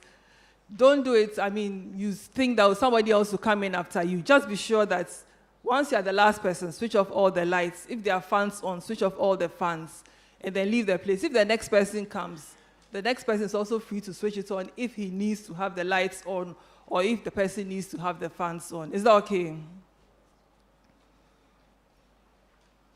All right. When you are charging your phones, you charge your phones, when it's done, 100%, just switch it off. And when you switch it off, when you take it out of the plug, just try and make sure you switch the sockets off, because when the socket is still on, even though there's nothing plugged in, it's still consuming power. So when you're done, you just switch off, you finish charging your phone, take out the plug, you take out the charger, switch off the sockets from the wall. Okay? And then you also know that if you charge your phone 100% and you're still charging it, it's spoiling your phone. It's spoiling the battery. So there's no point in charging your phone. 12 hours, you are charging one phone. We finished charging about an hour, took about an hour to charge. All the rest, you're just wasting power. Okay.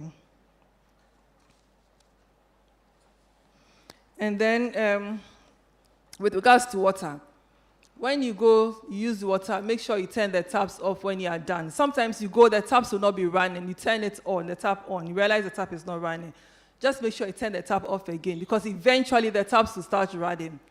When they start running and there's no one around, it's just going to end up, wasting water, causing flooding, and sometimes end up in places you don't want the water to be. So once you're done, open the tap, it's not running, turn it off again, and just leave. Okay, thank you. So on other things that we just want to remind ourselves of is sanitation on campus. We clean the campus every day. There are cleaners here every single day of the week. Whilst we clean, we ask that you endeavor to also keep the place clean. Don't just litter. When you finish drinking your sachet of water, don't just throw it around anywhere. Look for a bin. There are lots of bins located all over the campus. If you're in the hostel, there are bins there. If you're on campus, there are bins there. If you're in the classrooms, there are bins there. So wherever you are, just look for a bin. You may have to walk a short distance, but look for a bin and put it in the bin so that we keep the place tidy at home.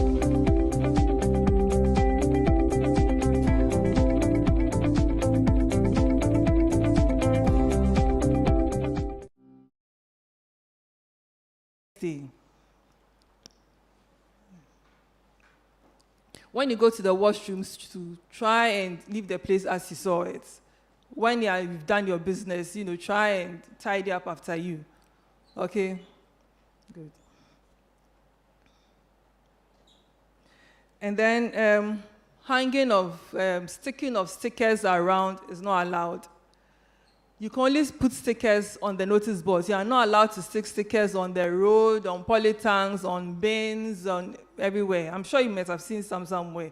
We've been trying to take some off. But don't, put any stickers there. The notice boards are there. When you need to hang any banners, you come to the estate department. We'll allow you to hang the banners. If you hang a banner we are not aware of, you haven't sought permission to hang, we'll take it down. So just come, ask for permission, we'll grant you permission to hang your banners. And then when your program is over, you go and then take it away from wherever it was. So that every time the campus is always clean, every time the campus is always in a presentable state. Is that all right?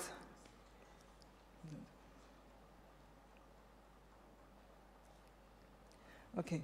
And as you can see, the school is being painted.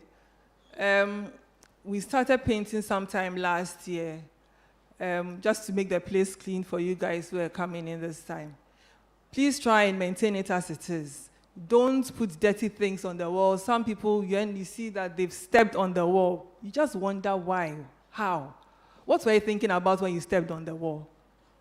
You just can't understand. So please, it's fine, you'll be excited at times, but, let's try not to spoil things in our excitement. Let's try to preserve what we have so that we can build on what we have. Because now when you spoil it, we'll have to go back again and do the same thing. We'll do the same thing over and over and over again instead of moving forward. So don't write on the walls. They're all adults here. So I don't expect anyone to write on the walls, especially exams time. Please don't go and put any up on the wall. All right? So let's try and preserve what we have. Keep the place clean at all times. Let's be proud of our university. When people come here, when they see our place, they should give us the respect that this is a nice place to be. Oh, I went to KT, it's a very nice place. We are making all the effort. So please don't let the effort that we are putting in to make this place a good place go in vain. Okay. So just a few things before I finish. I'll just run through a few things. Please look after all the university assets that we have here. Keep the walls clean, no writing on walls. Don't put dirty things on your hands. If you think your hands is dirty, you touch something is dirty, don't rub it on the wall because you are transferring the dirt onto the wall. Just go and wash your hands or get some tissue to wipe your hands. Don't wipe your hands on the wall. Look after everything in your classroom. Guard everything jealously. It is yours. Don't let anyone spoil it because when somebody spoils it, sometimes you realize that it takes a long while to get them replaced. So whatever it is, guard it jealously so that instead of replacing the same, like I said earlier on, we are moving forward, you are getting more things, you are making the place better. Okay? All right, switch off all appliances when you are done using them. Don't, when you finish charging your phones, charging your laptops, don't just leave it on standby mode, just switch it off. And switch it off. When you do so, switch it off also from the walls. And when you are buying items, this is for now and for later. When you are buying items, you can look at the star rating. You see that there's a star on the items. That's to show the energy consumption. If you can, the ones with the high energy, the higher number of stars means that it's better at saving electricity. So you can go for those ones instead of those with the smaller ratings. I'm sure for some of you, when you're in the hostels, you're not paying electricity yourselves. You then realize, the importance of what we are saying. So just try and be economical in your use of things.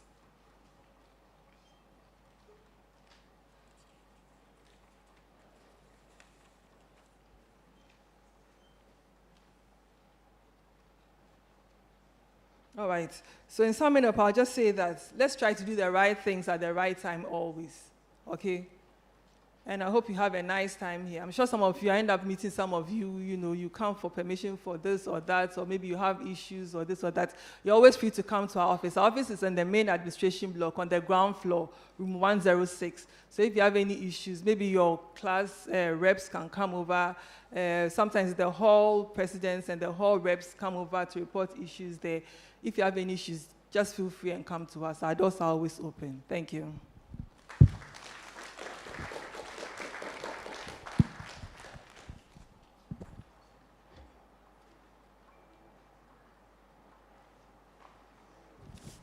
Shall we do it better for her? Very, very brief presentation. Good. The subsequent ones will be very brief. In fact, very, very brief. All right. Thank you very much, Madam Claire. We will take the next presentation because we are getting tired. We will take the next presentation, then we take the questions. I hope that is fine. Good. And so, my big brother, in fact, my elderly brother, we all come from the same village, Westerners. We are all Westerners. The only difference is that I'm older than him. He's my big brother, but I'm older than him because he doesn't have gray. Ladies and gentlemen, with a round of applause, shall we welcome Dr. Samuel Kofi, Director of Research and Innovation, KTU, to give us a presentation.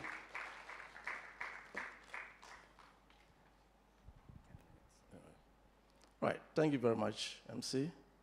And I want to stand on the first protocol, then I move on, if it's permitted. McLean, is it permitted? All right, sure. Thank you very much. Yes, we have Directorate of Research and Innovation. You will not see the benefit of research directly unless one or two issues pops up. This is a directorate that has 4 departments. Then we have the main administration. But before that, I want to tell you that any university student, before you go out, you have to do what is termed research work or project work. Some people call it thesis, some people call it dissertation, some people call it long essay. That one will tell you that you have finished university and you have something which is peculiar than any other person. Am I speaking to people? You have come to KTU, you are doing a program like statistics, right? You are doing something like child labor. Then you have your project work, regression analysis on the causes of child labor, or the cause of child labor using regression analysis. This means that this research has not been done anywhere, and you are the only person who has that one, and it's in your pocket. When you finish, it is hosted into a website, okay? So where I attended school, I'm a local man. I attended school in Ghana. You go to KNUST, then you look on Samuel Kofi, and you see my first degree thesis, my master's thesis, my PhD thesis. Okay? When you go to Ottawa, Canada, then you write Samuel Kofi. Then you see one of the master's thesis is also hung there. So when you finish school here, your work is also going to be hosted over there, right? And the research directorate, as I told you earlier on, we have departments. And one of the cardinal departments is grants proposals. We write grants, okay? You could see that in the daily graphic. There is a window opening that you can write to seek for money to do A, B, C, D. This office is at the research directorate. Here, you, the student, can also do so, but let the university be aware, and the lecturers also do so, you let the university, so that we can record all the grants that are written. And sometimes when you are writing the grants and you have the challenge, you have the expertise over there who can assist you, right? You have expertise, people who have worked in various places who can assist you to write a proposal. In writing a proposal, there's no single lane. There are different, where I was trained how to write proposal for World Bank, how to write proposal for IMF, how to write proposal for Danida, right, and other places. So we have the expertise over there who can assist you to write a winnable proposal. Don't add it to the people who have just applied, but you write a winnable proposal. And as you're also doing your project work, as I said, you're going to do a project work, you have to write a proposal to your supervisors for them to accept either they will allow you to do the work or not, right? When you have that challenge, although you are going to have your research methods lecturers, we can also assist you, right? You are going to do what is termed research methods, and they will tell you what you are supposed to do, right? Then we have another department called ITT RCD, Innovation Technological Transfer, Research Center and Development. There is, you know that Koforidua Technical University is the first university that was able to manufacture a fufu pounding machine in Ghana, right? And we want you to know the what do you call it? The skill. Transfer the skill to you. There is an office in charge of that, right? There's an office in charge of that. So any new development, now we call something artificial intelligence, robotics engineering, and whatever. We are transferring this kind of knowledge. There is an office under the research directorate that will do that one, okay? So sometimes it might not be too frequent, but it happens, right? Currently, the directorate has won an award, which the Vice Chancellor is going to sign it today or Monday, right, with Cosmos Innovation Center, about those who are into the agric subsector, right? So we are going to train you so that when you finish, you have something at your fingertips. And the proposal, there are a lot of proposals that the university is also riding on, which was done in conjunction with the staff of the university. We also have what is termed our journal. When we publish or we write our articles, right? Recently, you can Google, I wrote an article in the Daily Graphic, right, about sand winning. Okay, when I don't want to send it to the Daily Graphic, there is a journal in the university, hosted by the university, and it is referenced or hosted by 4 indexing houses. Okay, we host our, the articles there. There are conferences and we host it there. What we do is making our work becoming visible to everybody, right?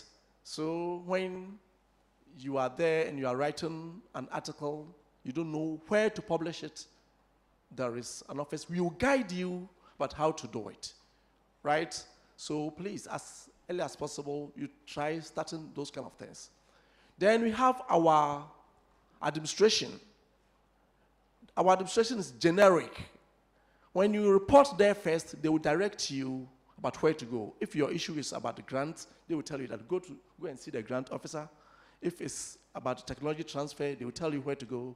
If it's about the journal, he or she will tell you to go. And the university that you find yourself, there is something that makes it very peculiar when you finish writing your project work. And therefore, we have our outline for the project work. So when I pick your project work document, I look at the outline and I see that you are from KTU. Okay? You cannot go and write just anything and present that this is KTU. And the quality assurance is here. We pick the project work, sometimes come back to you and say that, okay, the work that you have done is a good work, but it didn't follow the outline, and therefore you cannot graduate. Sometimes when you graduate, 10 years to come, we can call you back. We have that gust to do that. So when you go and misbehave, right, we can call and then take your certificate from you. Yes, because I was misbehaving so well when I was at the university, and one day they cautioned me that, look, if you don't take care, we take your certificate from you. And I went to read the clause, and now I'm quiet. So, please, there is a research directorate. The office, I will not give you the office number, but I will give you the direction. Do you know the CCB, since you have the central classroom block? Room 101, 102, 103, 117. But for you to be, not to be confused, you go to 101, where the administration is, right? The administrator is there. Then we direct you at anywhere that you want to go. And the last thing I want to tell you about is plagiarism. Some of you, you have come here, your brothers completed university or any other tertiary institutions, and you have their project work with you. We call it the grandfather. Look, when you steal here, now when even you do your assignment, we put it in the software called it Turnitin.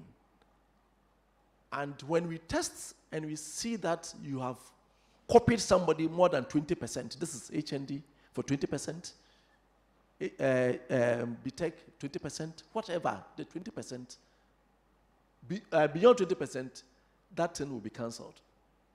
Okay? And be asked to go and do it again, and sometimes you'll be punished.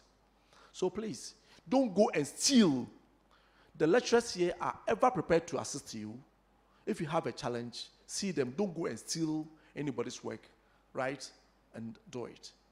I think I was given some few minutes to deliver my speech. So far, that's what I can tell you. As time goes on, I think if there are other things, I will do so. Thank you very much.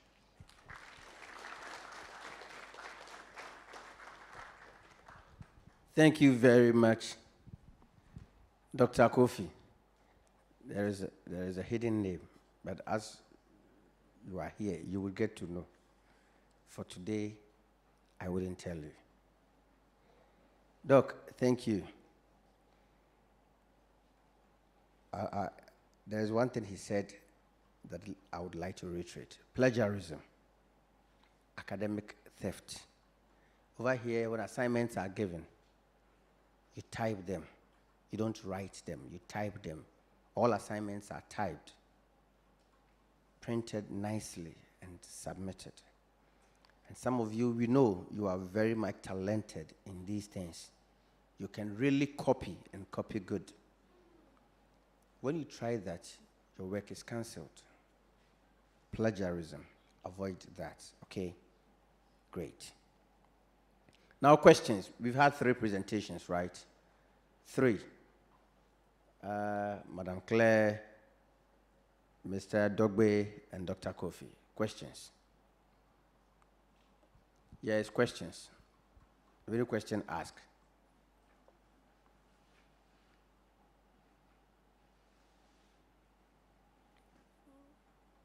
Any hand up? Yes. Please, my question goes to for the security. He made mention of checking. He said that? Yeah, he said that they always check every vehicle that enters or exits.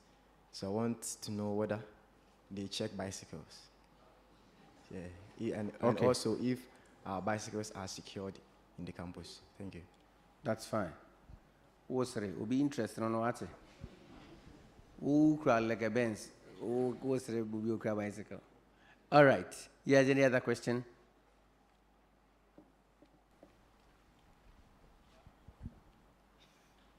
And please, to Madam Claire, I think in my hall at Get Fund, there are some sockets and lights that are not functioning. So I want to know when they will be repaired or something. Thank you. That's fine. They will come and fix them. I know this question is not for you alone. A lot of the students have similar issues. They will be repaired in due course, as soon as possible. Great. Yes, any further question? Please, to the security. For some few days now, living in the Get Fund hostel, every minute or when you are in the room, your hall, you hear someone knocking. Whenever you open the door, it's, let's say, the guys.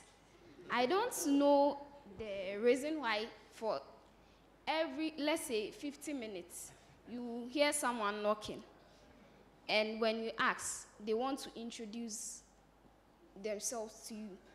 And I want to ask the guys if they have been seeing ladies around their halls every 50 minutes knocking, wanting to know, introduce themselves to Okay. them. Yes, that is a serious security concern. Thank you very much. The guys. Yes. Okay, thank you. Please, my question is about, let's say, small business, because I heard hawking Yeah, no is hawking on campus. prohibited.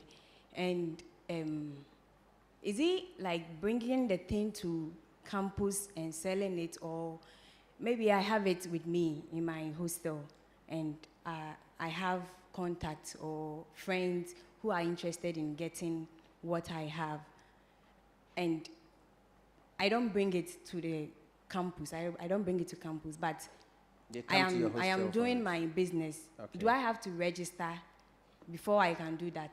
You said hawking on campus. That was the emphasis, on campus.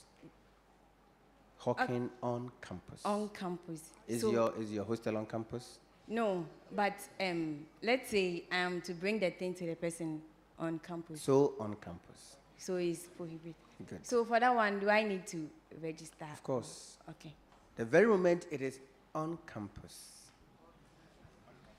If it's at the gate, fine. But once it is on campus, thank you. Yes, there was a hand here. There was a hand here. Where's the gentleman? Raise your hand again. Okay. Oh, Masunon Hue. Now, all science, who are class 2? Oh, now, knocking. Oh. All right. Well, I just want to add to what the lady said concerning the repair of fans and sockets. If I can repair mine, can I do it myself? Madam Claire, question for you. So please get that down. They want to know when you'll be repairing. They said lots of the fans and sockets and those things are not working. We want to know when you'll be fixing them for them. All right. Thank you. Let's take these questions too before you answer them holistically. From our social media platforms.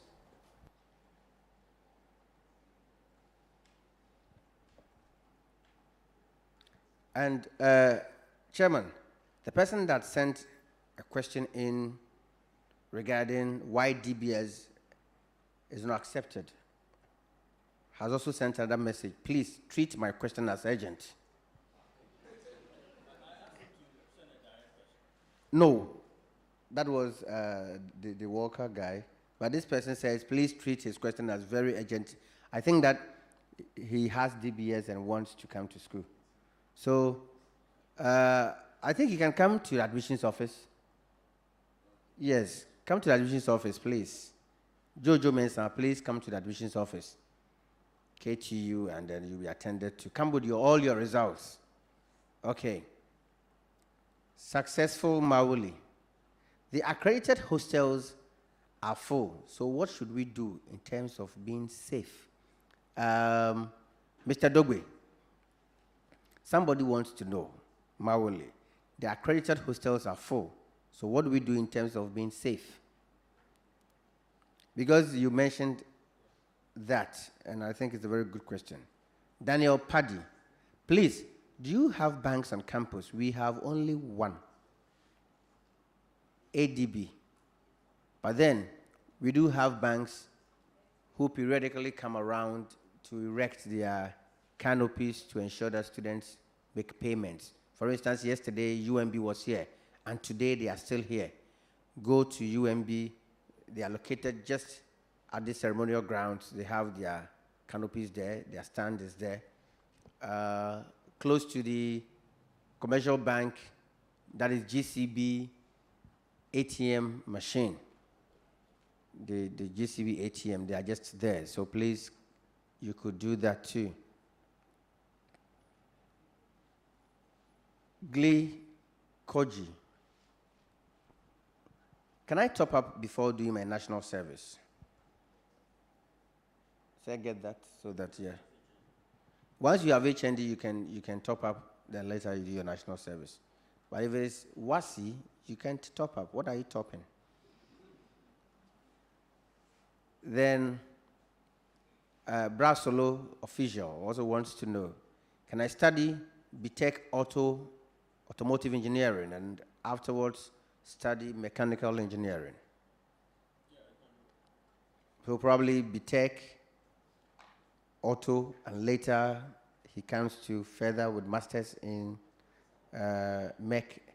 Well, my senior says it's allowed, so please feel free to come.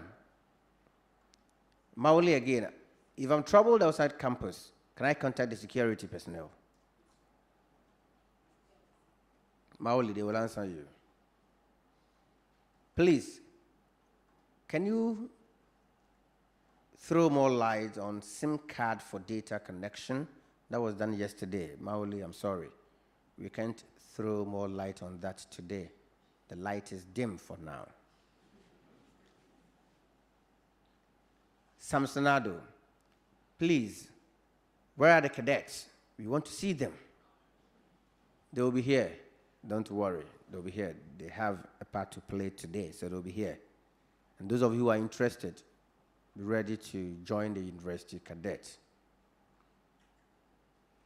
Laurentia, near Jerry. After pre-HND, can I continue my HND here? Sure, you can. That is if you pass. Yes, once you decide to pass, you will be admitted. Jerry Marvin Arthur. Please, can I change the socket or fans myself when they are not working again in the Get Fund hostel or my lecture house? Hey, Akwawi. Madam Claire, please get that. Well, but my elementary knowledge, you can't. Don't find problems for yourself when there are no problems. Eh? Please, can a student replace English language with social studies? No. You can't. How can you replace English language with social studies? You don't even say science. No, you can't. Thank you. Freeman, what measures are you putting in place to resolve water issues in various hostels? In Get Fund or various hostels? Get Fund is university accredited, right? The other hostels, if it's Get Fund, of course, Madam Claire will answer that. But other hostels, contact your hostel managers. George Enim, please, can I have weekend top-up for welding and fabrication? Weekend top-up. Yes, so according to our chairman, when we have the numbers, the program will be mounted. So tell your friends, George, tell all your friends to apply. If you have about 10 people, why not? The program will be mounted. If it is you alone, I'm sorry. Still Ben. Please, sir, since they started the orientation, we haven't heard about pre-HND students. We just answered a question on pre-HND students. All students that are admitted to KTU are our students. So don't think that you do pre-HND certificates among others so you are not students. No. It is because the HND students are asking questions. So you would even hear more HND than the BTech. But we are all students. Everybody here is a student. Thank you. Godwin Nobe. Please, water is not flowing in most of the washrooms at Get Fund, madam. So madam has taken note. Godwin. Rashida Inusa. Please, why is it always shortage of water at Get Fund? Semo. So no, I have spoken to them. Spiritually, they will start flowing. Danny K. Please, can HND student, HND Computer Network Management graduate offer BTech Telecommunication? Yes, please, you can. That is if you passed. Yeah, once you passed, not attempted HND and you want to do BTech, what, no. If you had a pass, don't come and worry us again. Thank you. But I know you passed, Rashida. I know you did very, Danny, I know you did very well. So come, come with your friends, not you alone. Brasolo again. Please, can we get the Wi-Fi password for KTU text? Makoko and friends. Can we get the Wi-Fi password for KTU text? So Makoko, there's a question for you. Stanley, please, this question goes to the security. Would I be allowed to enter the main entrance with a motor without a helmet? Now, ask me, okay, you're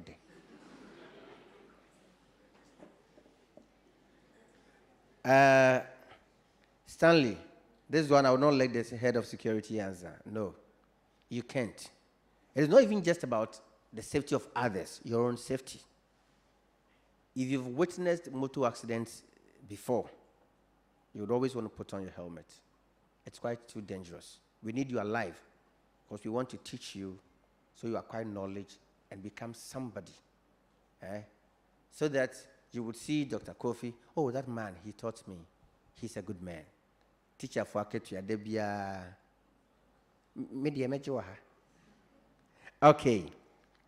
So please do us the honors to answer these questions, then we can continue with the presentation.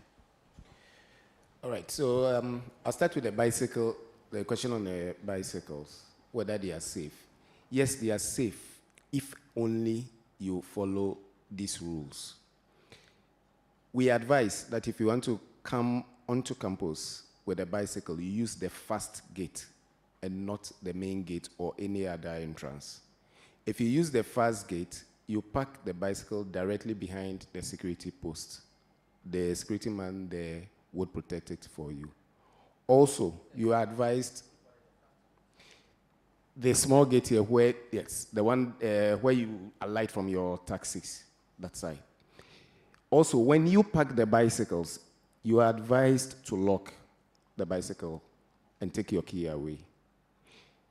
This is because if you have about 15 bicycles there and you don't come back for your bicycle in time, they change shift. You find another security man there. It's difficult for him to know whether you are the owner or not.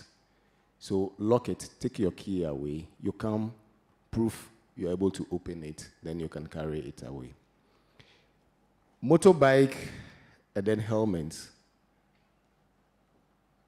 Yes, you can't come onto campus or the main gate without a helmet if you are riding a bike. You cannot also use any of the entrances when you're on a motorbike to enter campus apart from the main gate. You only can come to campus with a motorbike using the main gate. And you must be in a helmet. If you are not wearing your helmet, don't even try because they'll turn you away. Get fund. I think your question was knocking on your door. Constant knocks on the door. All right. I'll say most of you here, I'll classify you as semi-adults. We are all grown here. And therefore, restrictions are not on you as compared to when you were in your senior high schools where girls' dormitory, boys' dormitory, you sleep at 10 o'clock. No. It's more or less freedom here. However, if you do it excessively, it becomes harassment. And I think I heard guidance and counseling talk about this. Contact them if this is happening to you.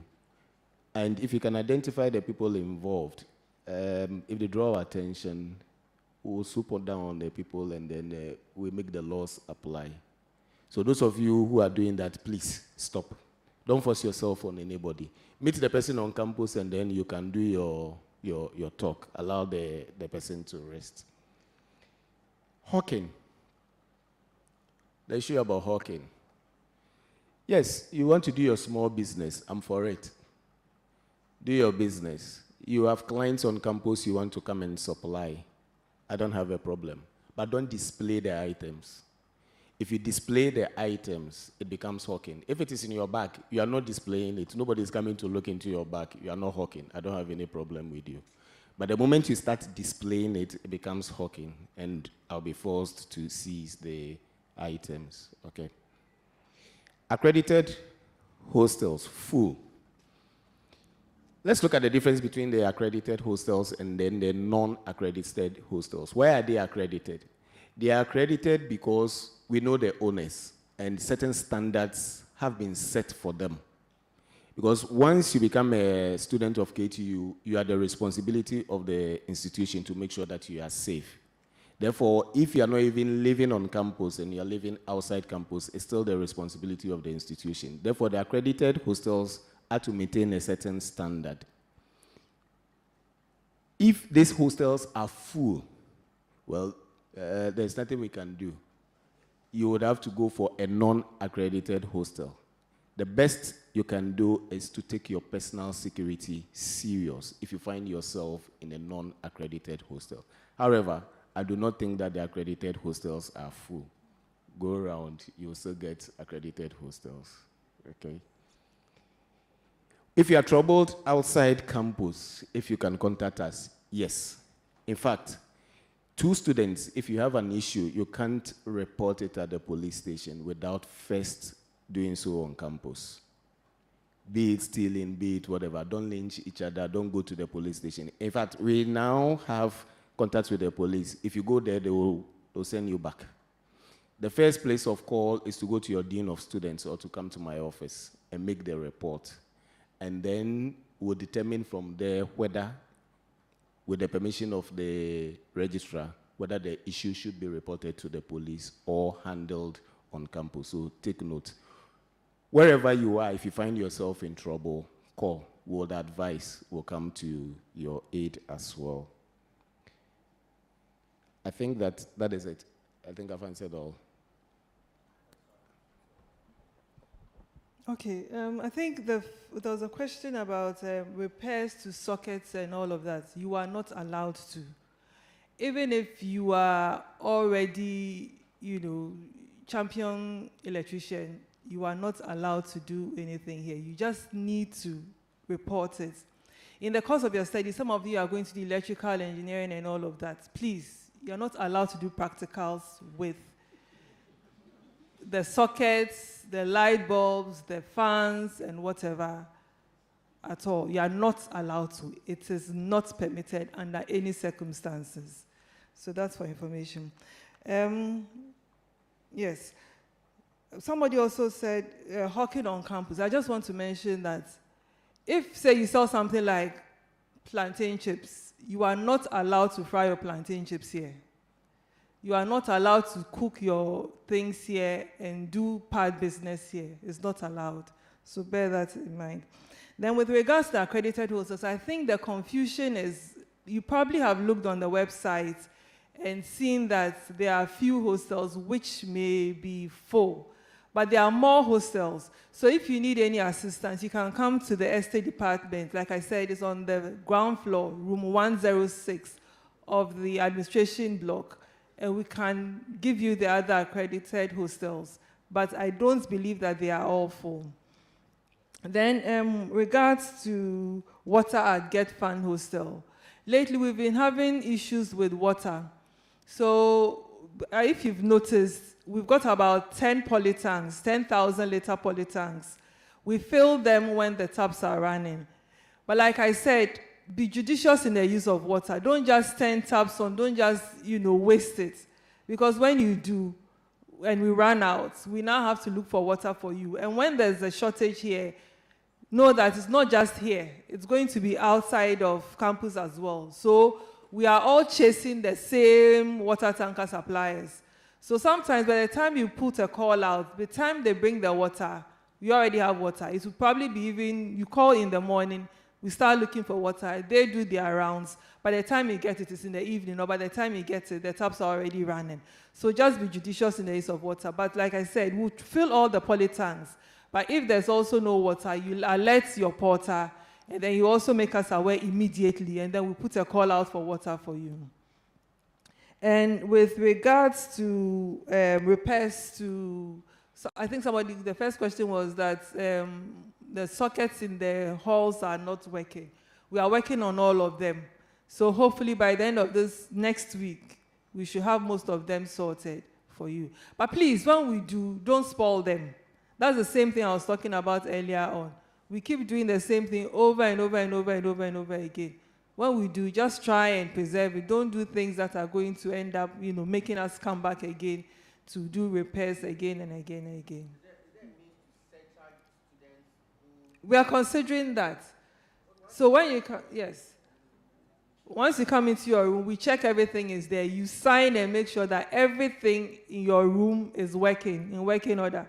By the time you leave, if there's anything spoiled, we will charge you. If you choose not to pay, that's okay. But when you are leaving, you will come back to us to sign your clearance form, and we are not going to sign it, so you've paid for it. So please, don't think you can get away with it. We know how we are going to get you eventually.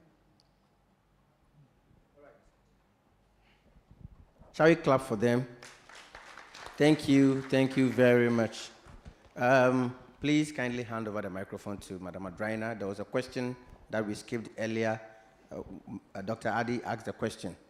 Does the clinic, does the guidance and counseling department have plans for physically challenged people?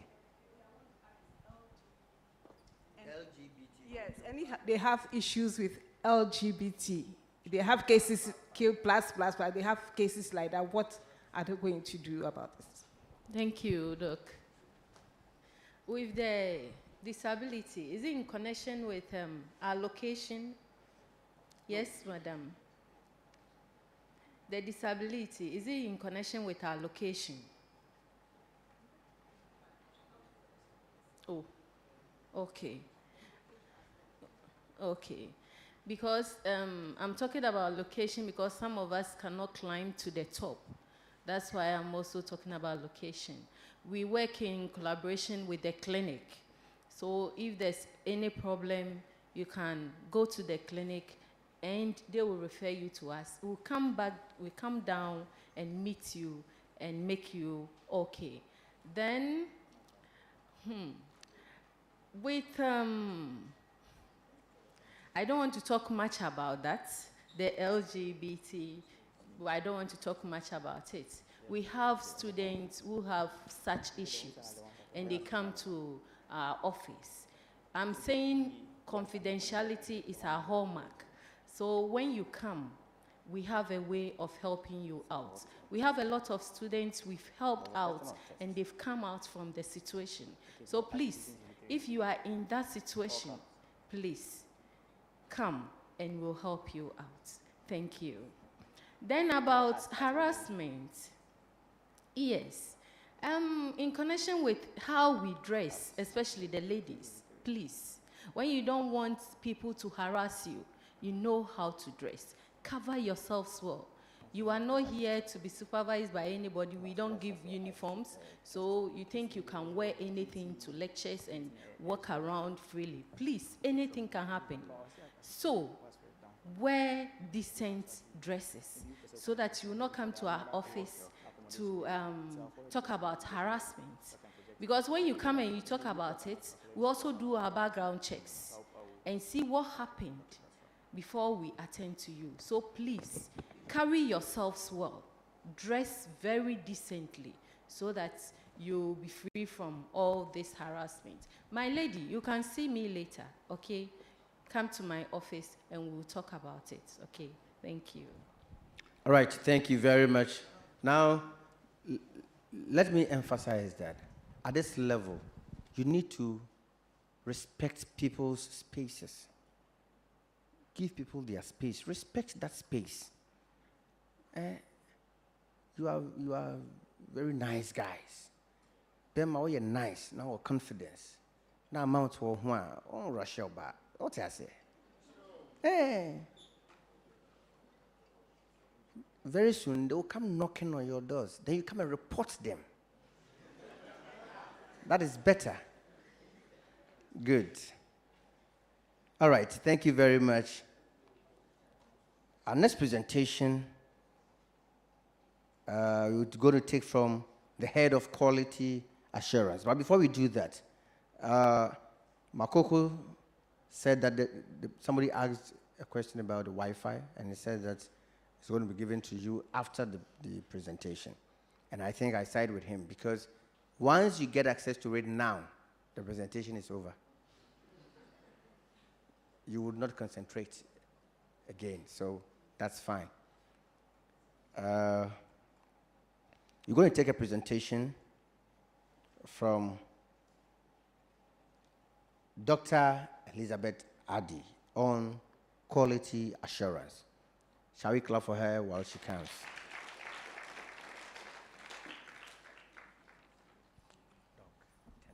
Yeah. Thank you, Mr. MC.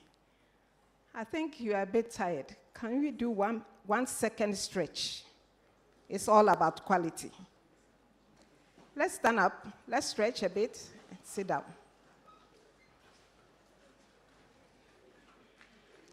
Just stretch.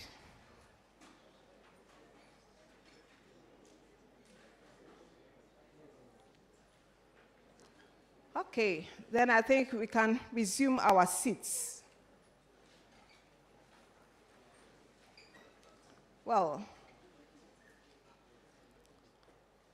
Mr. Chairman, Director, Head of departments and sections, virtually almost all of them are gone. It's still morning, a few minutes to afternoon. Good morning, and students, good morning to you all. Well, my presentation will be very, very brief because I think we spend a lot of time here. I'm here to speak on quality assurance and academic planning directorate. I will focus more on the quality assurance section. Please are my slides on? Hello, my slides. So the quality assurance and academic planning directorates are in two sections.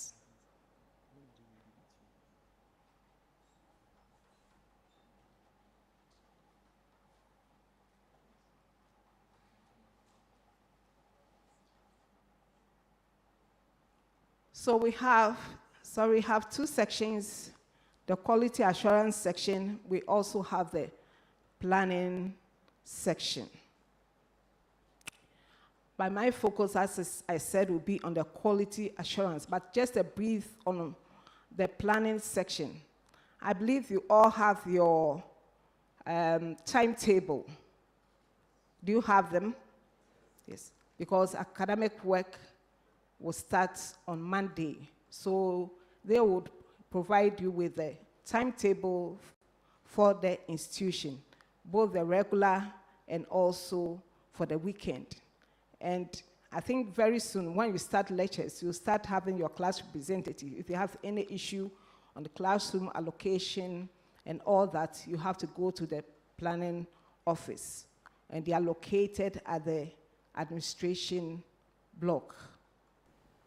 So the director for the quality assurance is Professor Richard Ohinesiedu. I think he was here earlier on.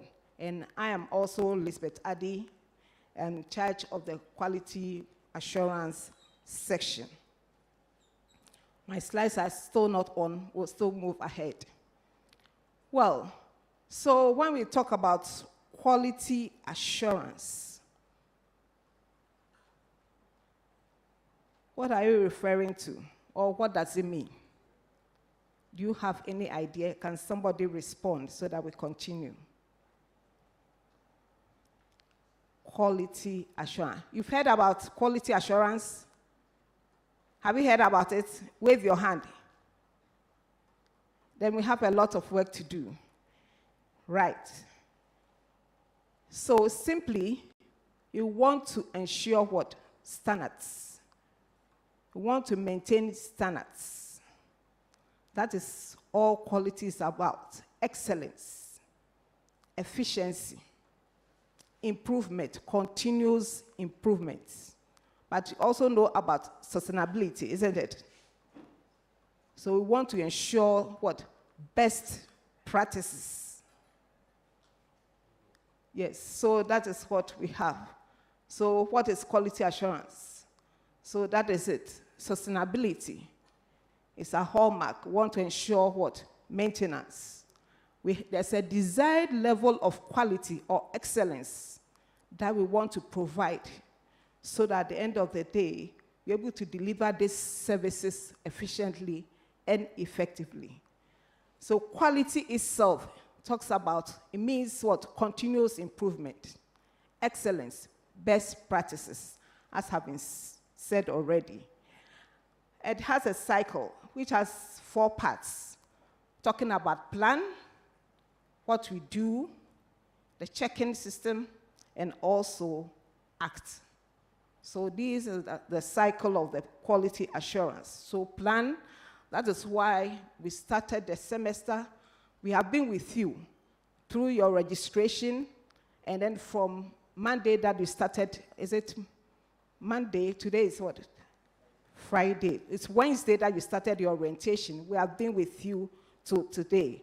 So the plan, first of all, we do, that is we implement, we check. We have a checking system to check that all the activities that the university is doing is according to standards. We are not on our own. We have our regulators. That is the Ghana Tertiary Education Commission. And they have also, they are on us on standards that will comply with the standards of the commission. So we move on. So these are some of the principles of quality assurance. Conformance to customer expectation. That's why you have to plan very well and then make sure that you meet your customers. You are customers, you are clients, students. If you are not here, we'll also not be here. So we want to meet your expectation. I think the first day, the MC asked about your expectation, and many of you said so many wonderful things. So we want to meet your expectation. We also deliver speedily. That's why the estate said they will ensure that they fix what? The bulbs, the sockets, the wardrobes, and all that. I have been to the Get Fund hostel myself. That is what we do, to check whether things are in order, to ensure that things are in order. So what we are saying, I agree with you, because I would have seen the head of estate to inform her that these things are not working well at the Get Fund hostel, so that they must ensure that they are repaired as soon as possible. So these are some, so we ensure what? Speedily delivery of services. And also we ensure continuous what? Improvements. You came here, this is your first year, you run through your second year, third year, and probably if you are doing BTech, 4th year. Before you leave here, you have added what? Value to yourself. Great. Okay. So the last aspect is talking about user satisfaction. Are you satisfied with the services? You are here to acquire knowledge, services that we are providing, the knowledge that we are acquiring. So let's continue. This is the hierarchy of the Quality Assurance and Planning Directorate. We have the Vice Chancellor, who is the head. We report to the Vice Chancellor of the university. We have the director, as I've mentioned already. We have heads of the departments, that's the Quality Assurance section and the Planning section. We also have an administrator, and we have quality staff and also the planning staff. Good. So this is the activities. Just run you through a few of them because my time is limited. We have 3 sections under quality assurance. First of all, we deal with the monitoring and operations section. The second one, we have evaluation. And the third one, we deal with accreditation. So just quite quickly running you through the first part, which I've itemized a lot of things, but just a few of them. Monitoring is one of the key things that we do under quality assurance. That's why I told you that I've been there at GetFund myself to see what is happening. And so behind the scene, we work with all the units and departments, faculties in the university. We are everywhere. So ensure that standards are maintained.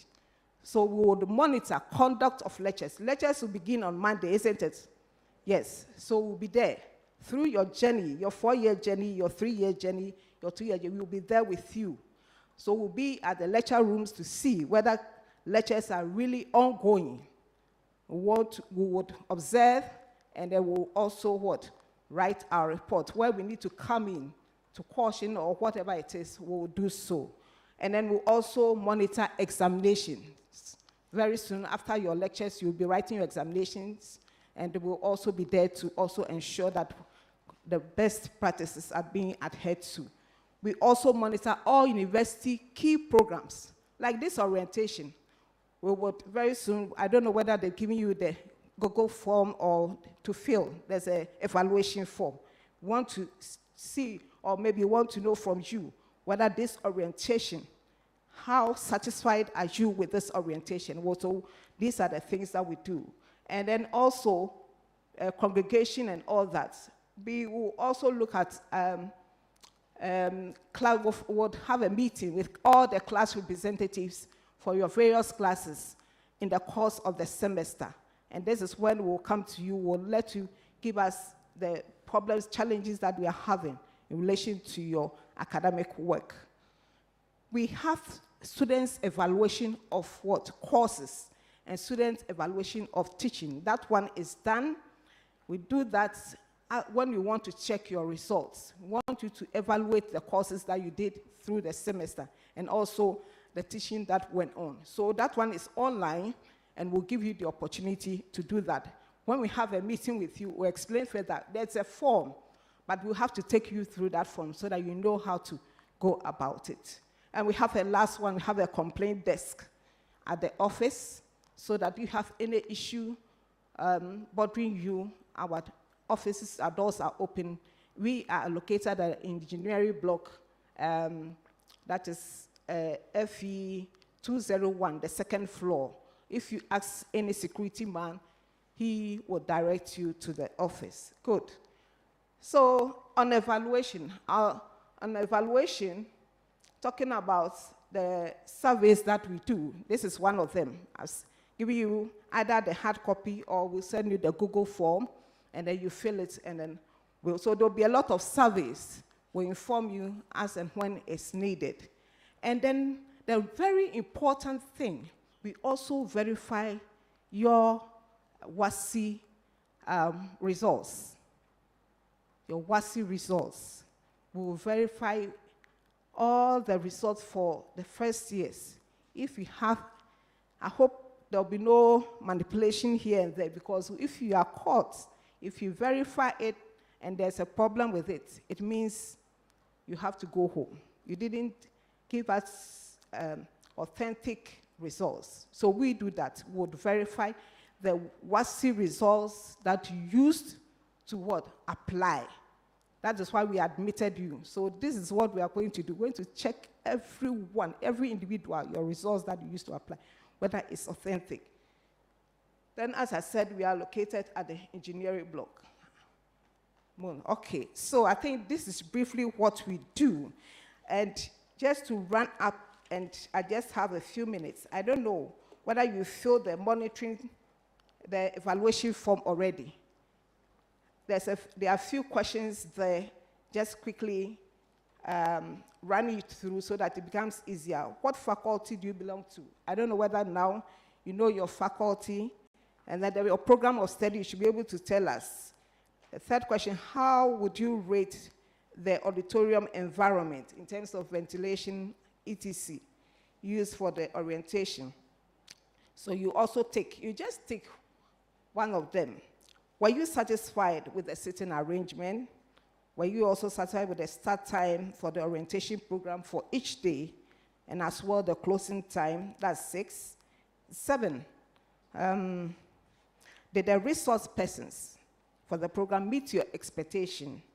And were you also satisfied with the entire organization of the program? This is a general one. And what was done excellently at this orientation?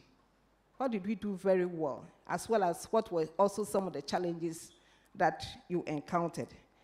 And the last one suggests how we can improve on this program. So thank you very much. And then all I want to conclude with, we are all, quality assurance is about a shared responsibilities. And I want all of you to be quality ambassadors. Make sure that you are a quality ambassador. Best practices should be adhered to. Thank you very much.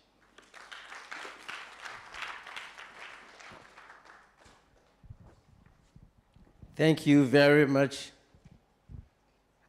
Dr. Elizabeth Addy. That was a very good one. Quality assurance. Everything quality. So Monday, you're going to start on Monday, right? So Monday, when students refuse to come to class and the lecturers are there, we would want to know the quality action you would take. Thank you. That is my first question. All right. Now, we have a presentation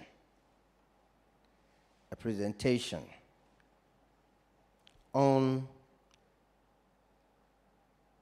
international programs and institutional linkages. International programs and institutional linkages. Do we have any foreign students here? Yesterday, the admissions officer said they have admitted some foreign students.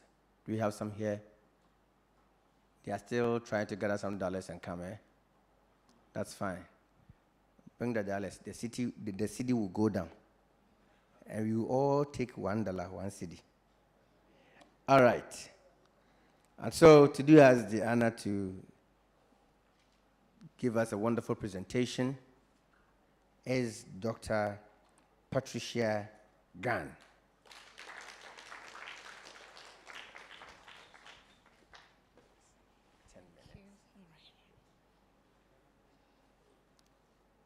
Good afternoon. All protocols duly observed. I would like to welcome all of you to KTU. I'm really happy to see all of you, and I wish you will cooperate with the school's policy and management so that you achieve whatever aims you've planned for yourself. All right, so like the MC said, I'm the director for international programs and institutional linkages.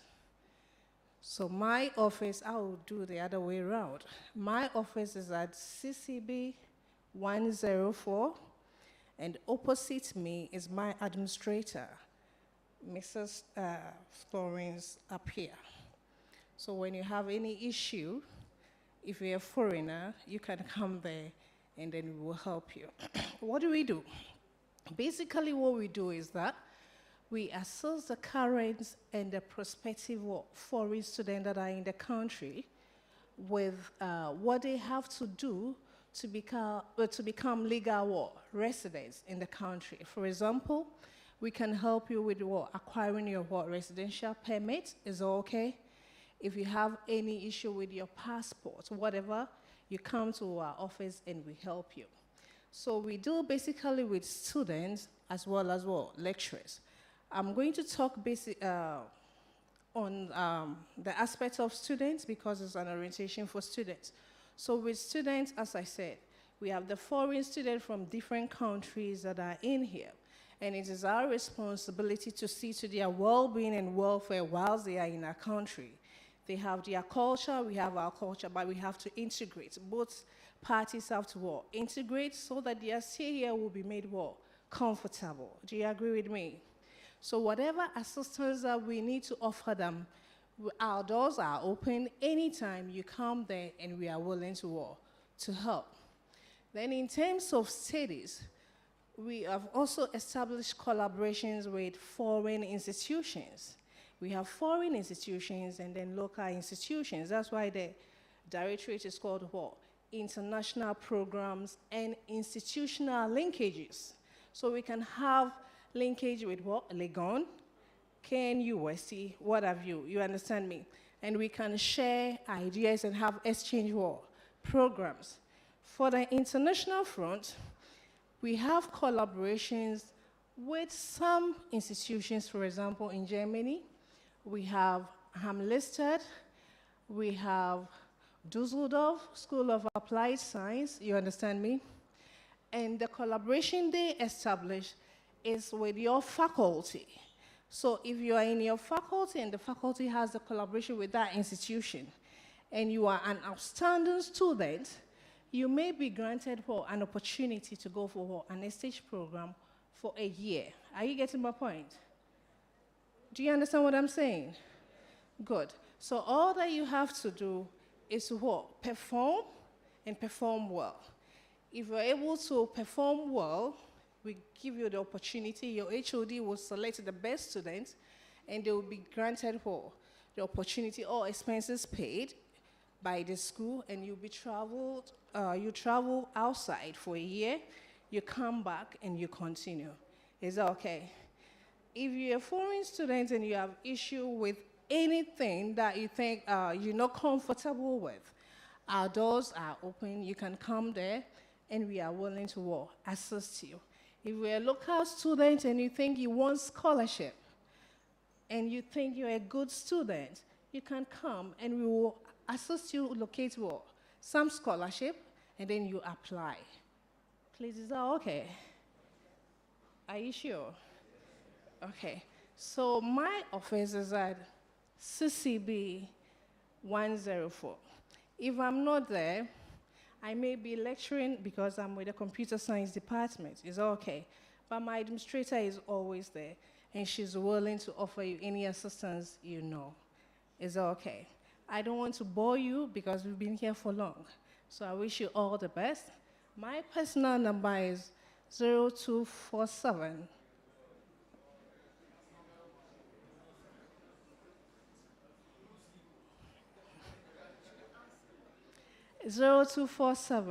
194519. Don't bother me by asking important questions, and I'll help you. Is that okay? So you are welcome to KTU, and I wish you all the best. God bless us all.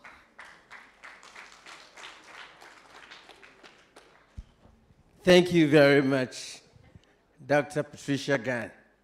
She's a fancy, so of course you should understand. Yes. You enjoyed her presentation, didn't you? I know some of you never heard a word. Oh, yes. That's understandable. I know students. I know you so well. You'll be in class for 3 hours. After teaching, you would ask, in the course of teaching, do you understand? Yes, sir. Oh, okay. Do you understand? Yes, sir. Okay, let's continue. After 3 good hours, any question? Say the whole show. Over here, once you do the whole show, you leave the class. Okay. Now we have the very last presentation. The other one is on the library, and I think that theirs is a practical demonstration of how to use the library resources, all right? And so that is a practical thing. Then the cadet, if they are ready, will also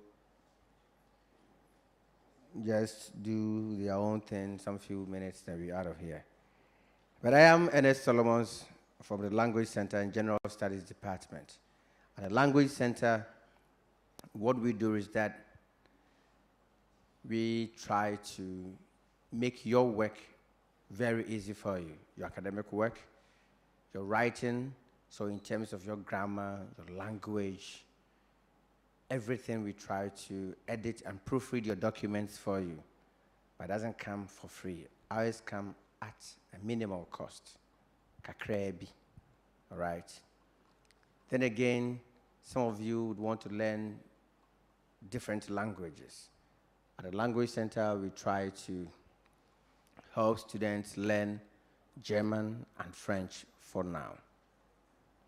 Again, at the Language Center, we also try, there are plans far advanced by management to ensure that for those of you who want to write these international English proficiency examinations, you can take that at the Language Center. But when you have applied to the university, especially if you're a foreign student who is a non-native speaker of English, or if you're a foreign student and English is not your medium of instruction, and you want to apply for language proficiency because you're a student of KTU, you would come to the Language Center to undertake a test. And based on our assessment, management will either give you the proficiency certificate or decline. I hope that is fine. And so, you're always welcome to the Language Center. The office number is CCB 113, the Language Center. Then I spoke about French. Now you know that, as President Akufo-Addo said some time ago, that in Ghana, the public space is full. And so they encourage others to take on entrepreneurial skills. Elsewhere, there's a lot of opportunities for you. You know, Ghana is surrounded by Francophone countries. And so your ability to speak if you have a working knowledge in French, would be an added advantage, among others. Now, we have a club on campus that is headed by my other colleague in the office, Mr. Andrew Sedinam.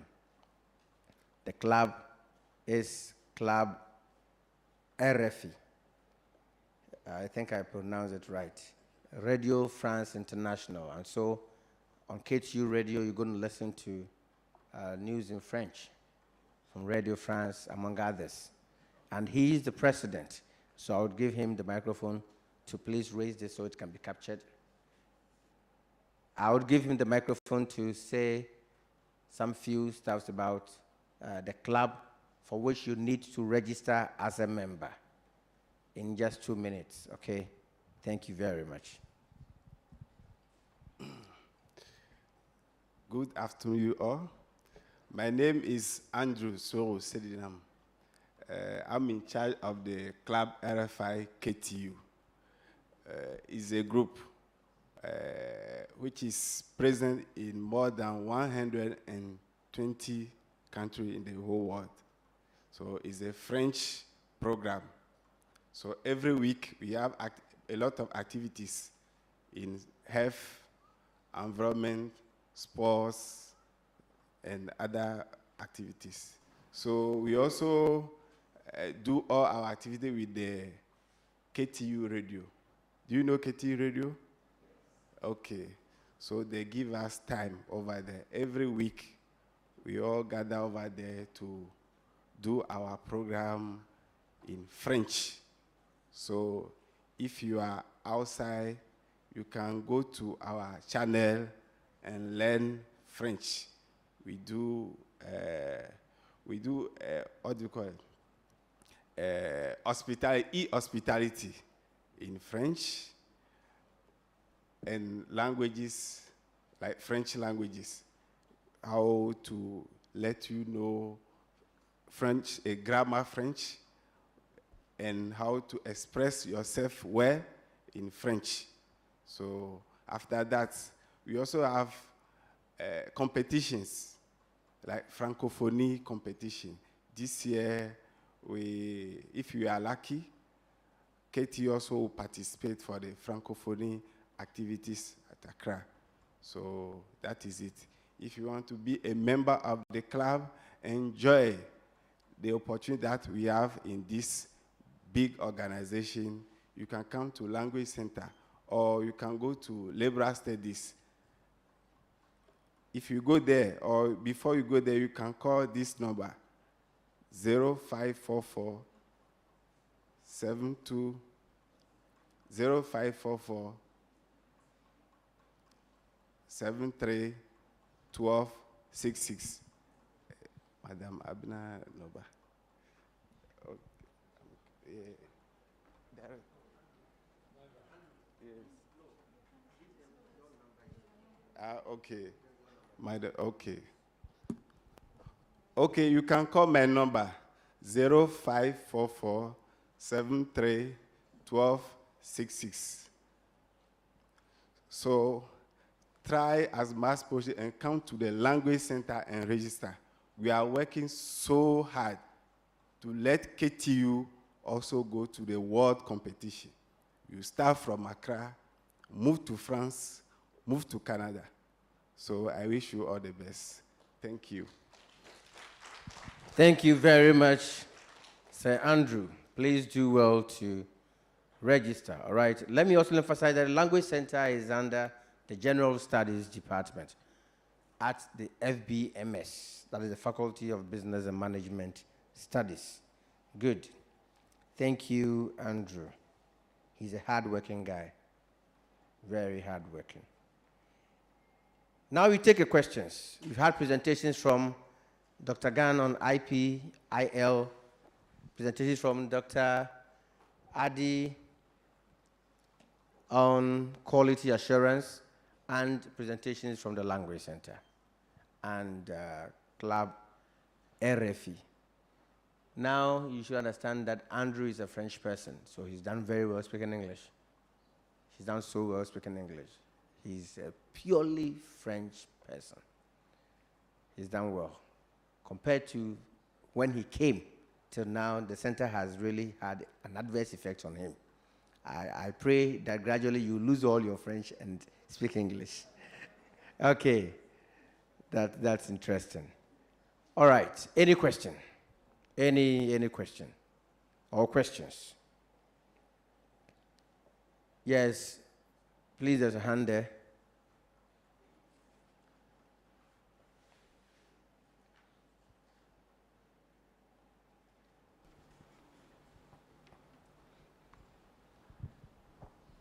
I want to ask if I've gotten the opportunity to travel overseas, is there any system put in place for me to continue the program I started in KTU? All right. Doc, did you get that? Okay. Yes, anybody else?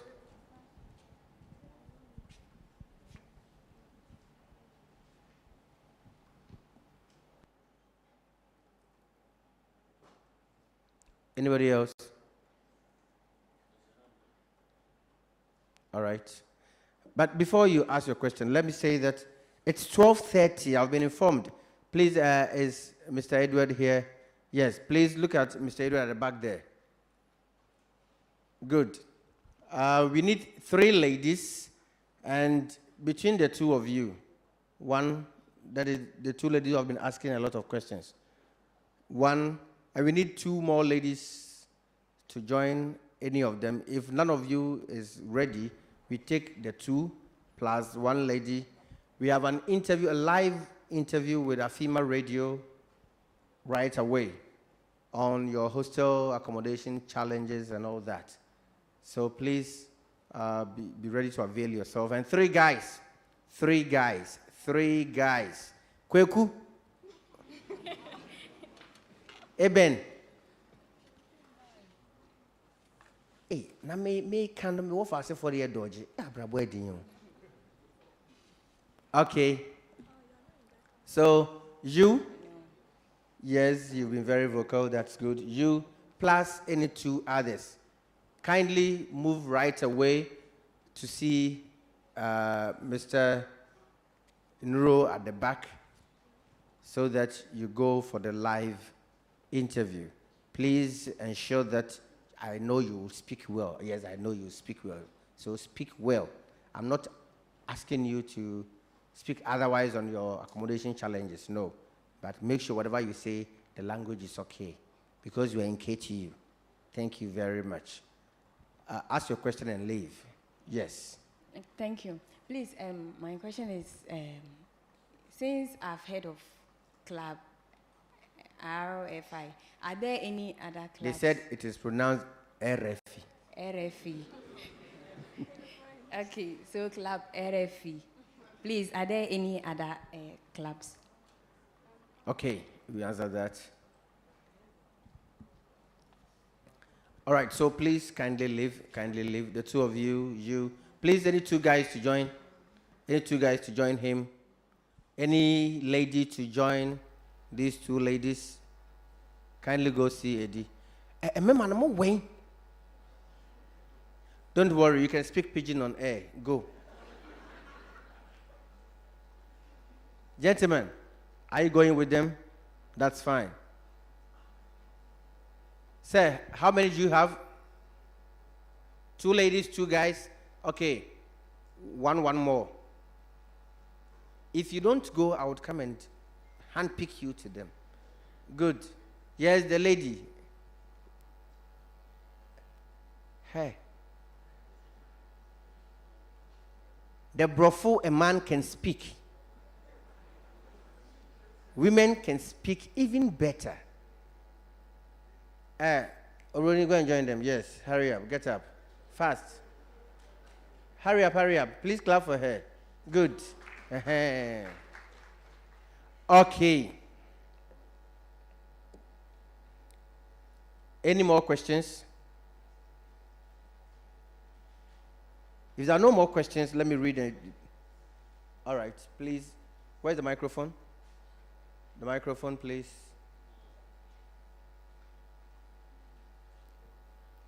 Our dignitaries have done marvelously well. It's been too stressful. Please, for the languages, do you teach Espanol? I mean Spanish. No, we don't. We don't teach Spanish. And when is it going to start? In the meantime, we don't do Spanish, but it should start in some 3 years later. All right. You know, normally when we have had staff to go for training, that is where we can advertise for the particular language. Okay. Yes. Right. But in the meantime, for those lovers of language, all right, let me introduce you to this app, Duolingo. All right.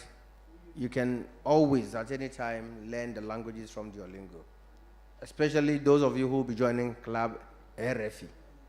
When you have joined the club and you want to also try your hands on whatever you learned from, whatever languages you have learned so far, you can use Duolingo. All right.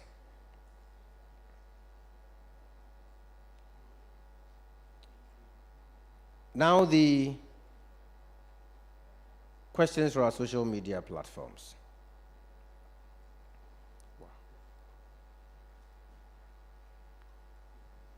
Is there any means to interpret the timetable to us? How do we interpret the timetable to you? Have you copied your timetable? Have you copied your timetable?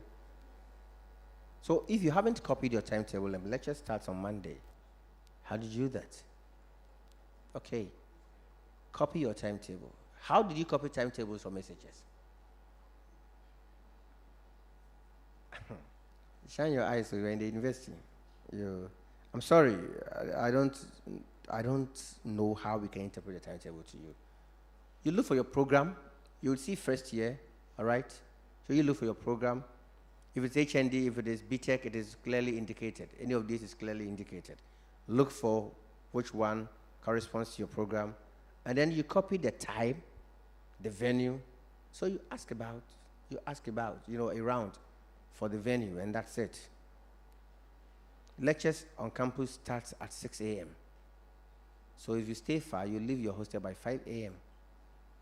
I told you yesterday that maybe because you are freshers, for the first week, when you come in late, some lecturers might decide to let it go. But here, we don't tolerate lateness. How that is fine. Good. We don't. We don't at all. Because if we do, quality will take us on. All right. I say, OC Emmanuel, please, does the school run master's degree programs? For now, no, I say, thank you. But very soon, we will. Sophia, does KTU offer degree in hospitality management, BTech? Okay, so we don't have the 4 years straight BTech program, but we have a top-up BTech in hospitality management. That is when you're done with the HND. So I want to ask, will the lecturers get time for those of us who have changed our courses? Of course. Once you have changed your course, so make sure if you have a change of program, it is done at the early stages. You get it? So that you don't miss out a lot with the other lectures. Florence, please, can I change my HND to BTech in purchasing and supply? Depends on your results. So please take your results to the admissions office, and together with your admission letter. When you get there, you explain to them. They would look at it. Once you qualify, why not?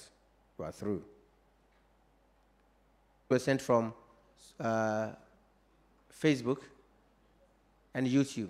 Okay, so please note this one, this particular question. Note it so that a very candid answer is given. Can a student continue with HND in building technology after CTC 1?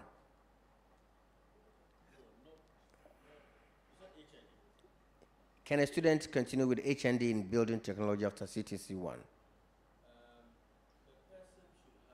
Where's the microphone? The English Math Science. The person should have CTC 1 and then the English Math Science. I mean, the two results go together. Otherwise, the person should have CTC 2 to qualify for, not BTech, but HND. But if you have CTC 3, then you can qualify for BTech. I think that is very good. Thank you. Desmond Data. What are the names of some of the accredited hostels? Makoko, is there any information on that? Okay, so Makoko will put all those details online for you. Okay. Njomo, I'm Naomi. Please, what role does the security play regarding the issue of guys staying in ladies' rooms for long? Get Fund Hostel in perspective. Yes, it's very important. When you go to UCC, nobody enters Adishe Hall after 10 p.m. Nobody enters, nobody leaves. So if you are a guy in there by 10, you should have left. Not be leaving, you should have left. And the way the security woman handles you will be through. Or maybe at worst, the lady will decide to keep you in there. And if you are kept in there, you cannot come out until 9 a.m. the next day. But here, understand that you are mature people. Give people their space. It's important. Guys, I'm branding for too much. Jack. So, Doc, you answered that, right, Dr. Adi? What role does the security play regarding, I think it's a quality issue, regarding the issue of guys staying in ladies' rooms for long, and the person cited Get Fund. I think Get Fund has a lot of issues because it looks like the guys are not giving the ladies any space. Now, so yeah, Doc, please note that. You're going to answer that. Note it. All right. Please, the BTech in Purchasing and Supply Science timetable is not part of the timetable. Please, how do we start class on Monday? No, you should go through the. Yes, you should go through the timetable very well. All programs are there. Every single program is in there. BTech, purchasing and supply. It is in there. Check. Please, you mentioned that lectures will be starting on Monday, but we haven't gotten the timetable yet. Don't be a lazy student, my friend. Go and look for it. The timetable, you may visit www.ktu.edu.gh. www.ktu.edu.gh/first-semester.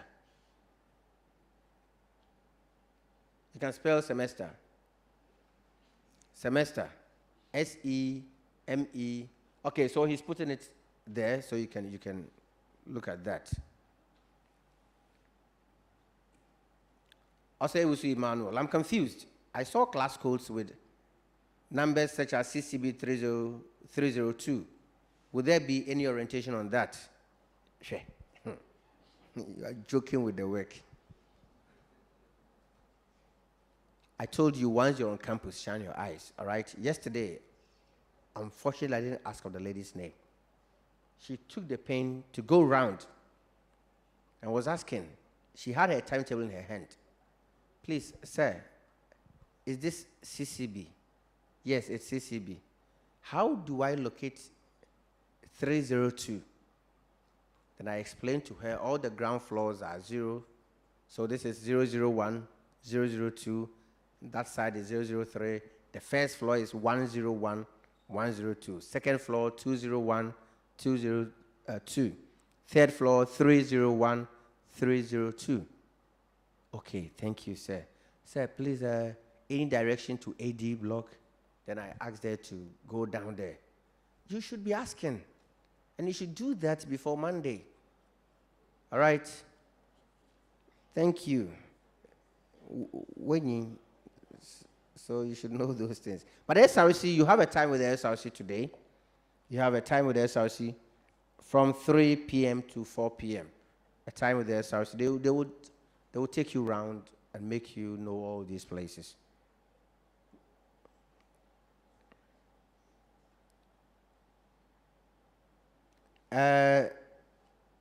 Still, Ben Atta said, please, Madam from liaison. No, Madam from international relations. Your grammar they be. Okay, Dr. Gan, somebody admires your language, the way you speak, that's fine. Thank you. She's grateful. I'll say also Emmanuel, but a question, no, your grammar they be. I'll say also Emmanuel, Mom, please, what offer will I get if I want to do masters outside the country? Then Solo, again, official, asks this. Please, after registering, I had class A, but on the timetable, there are classes such as 1A, 2A, and 3A. I don't understand. You are in level 100. So if it is A, you belong to A. 1A, it's as simple as that. If you were assigned to B and you're in level 100, it means yours is 1B. You get it? Yes. All right. You may please answer. Where's the microphone? You may please answer the questions and then we can be out of here. Okay, let me answer. Mine is just one question. So students staying at the various rooms for a long time, I think that I was even discussing with the head of academic affairs. I think there should be orientation for students who are staying at the GET fund. And also we have the security tool at the GET fund. That means they have to do more. We have to have a discussion with them and give them a time frame for which students should be barred from entering into maybe people's room or something, but we'll have a discussion on that. So maybe for now, these are the two things that we are going to do. Orientation, we want to ensure that there's an orientation for those who are there, and also the security people should step up by going round to the various halls and then maybe cautioning students about some of these things. So that is what I'll say for now. Thank you, Dr. Gan. Hi, the student that is asking if you want to study overseas, we have two options. If you're going on your own, the school will do the necessary things by giving you, for example, introductory letter, and then you apply for your transcript, and then letter of English proficiency. But you have to foot your bill. The school is not going to pay for your flights, your accommodation, or any other thing, but will help you acquire your visa, providing the necessary documents. And sometimes you also have to provide a bank statement to prove to them that you can be able to take care of yourself out there. If you are going through the school, then the school will do all these things and also foot your accommodation, sometimes with our partners. So our partners will foot the flight in and out, and then accommodation as well. And then the school can give you something to help you feel comfortable. We call it stipend over there until you come back.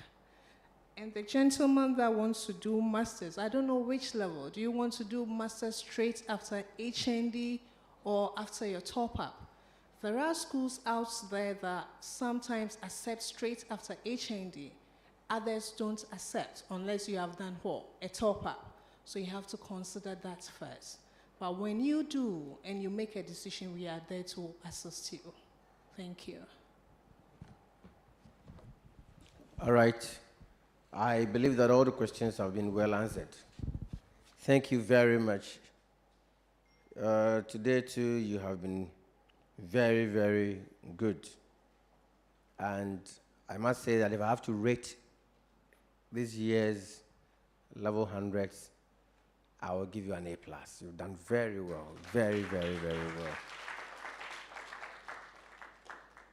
well. We would call on our chairman to give us the closing remarks. But then before he does that,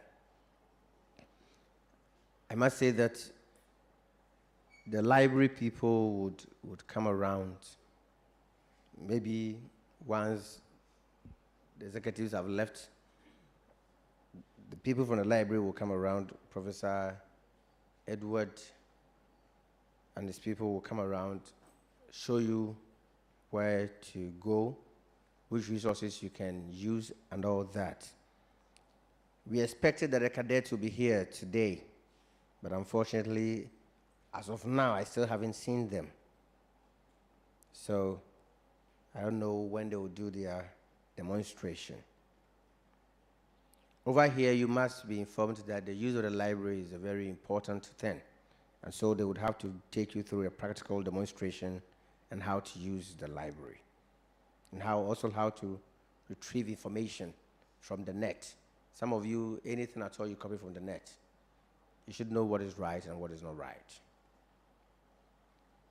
Then at 3 p.m., you have time with the SRC, same venue. It's just an hour, 3 to 4. It's important because they are your official mouthpiece. It's important that you stay here and you listen to them. I don't mean you stay here from now till 3, no.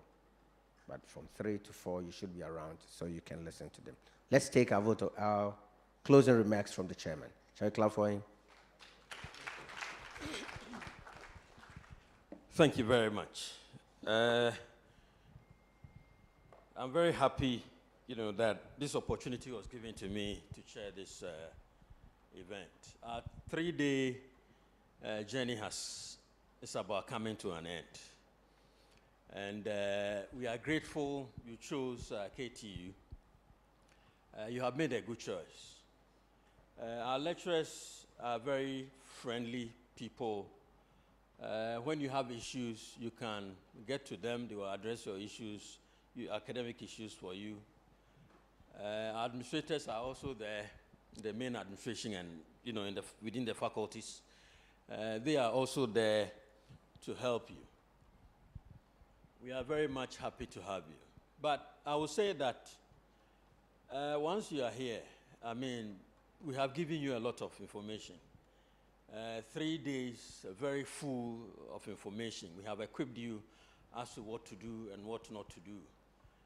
Kindly use the information we have given you to your advantage. Please, I will tell you to study very hard because that is the reason why you are here. That is the reason why your parents have paid your fees to be here. I'll also tell you to have confidence in yourself.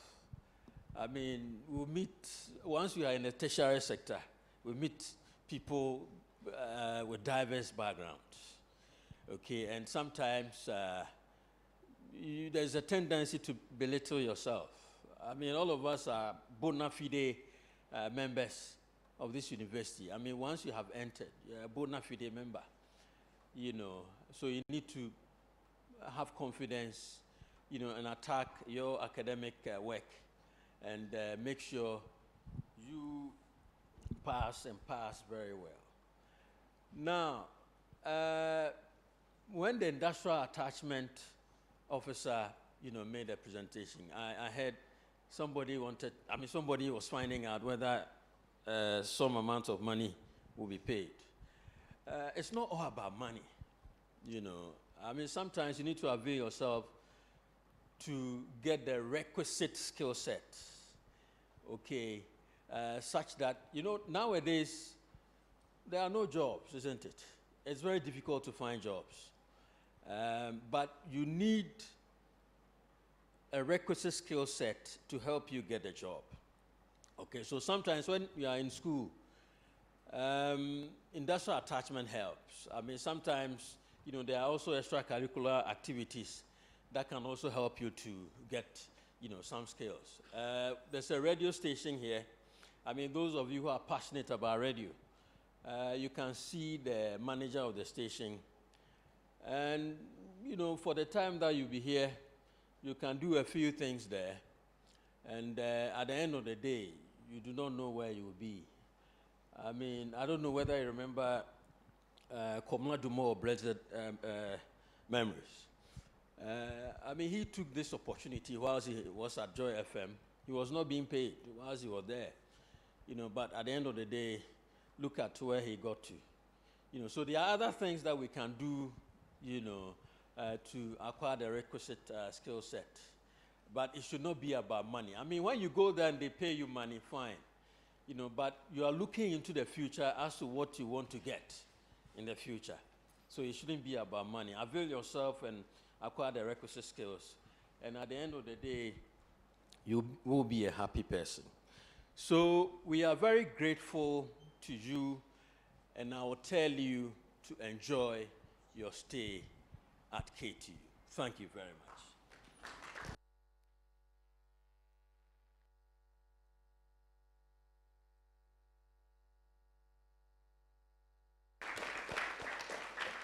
Good. If I had the time, I would have asked that we keep clapping for him for more than 5 minutes. Because this is somebody who has, irrespective of his busy schedules, been with us from day 1 to day 3. So we appreciate your time and the fact that you've been with us. Very, very much grateful. Great. All too soon, the program is about coming to an end. Yesterday, there was this lady that often sat in front here, and I told her she's going to give us the vote of thanks today. Because I told her today, she didn't come. She decided to be outside. Okay, if you can hear my voice, come here and give us the vote of thanks. All right. Today, we're going to vary that. A gentleman will give us the vote of thanks, and a lady will pray. The ladies, can you pray? Yes. Okay, yes, is saying. All right. So a gentleman to give us the vote of thanks. Kweku. Eben.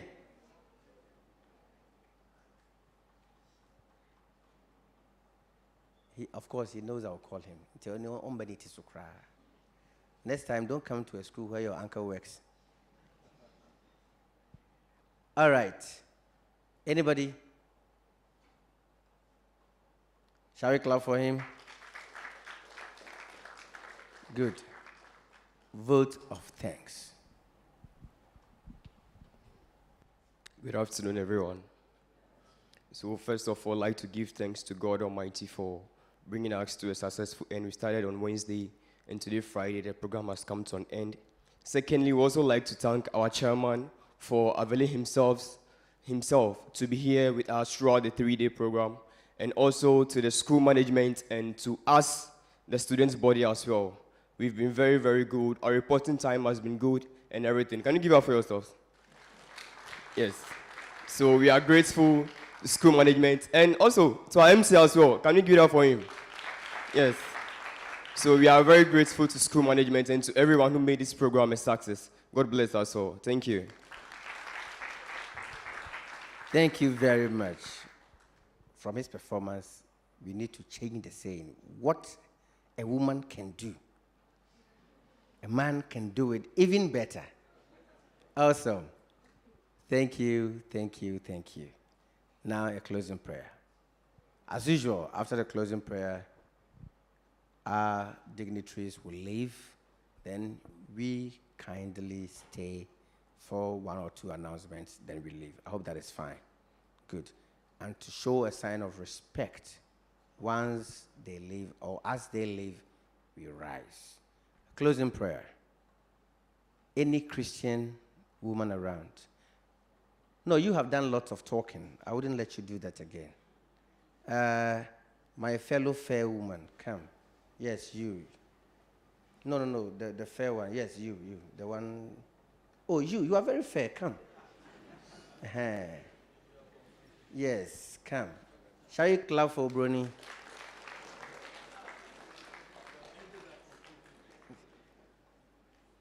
Okay, so Brony will pray for us. Shall we rise?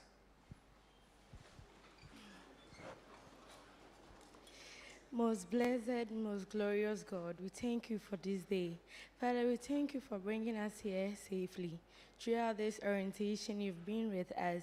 It is our prayer that you guide us and be with us throughout our stay in the school. Continue to protect each and every one of us every day. This and many other things we ask through your Son, Jesus Christ. Amen. Shall we clap for Brony? Good. And so, please have a seat. When they are leaving, then you rise again. The program has been very successful. We are grateful to all of you. Yes, so our dignitaries will leave us. Sorry I made you rise again. Sorry. We are grateful for their time and everything. Tomorrow is Saturday. Have some good fun. All right? But have fun in moderation.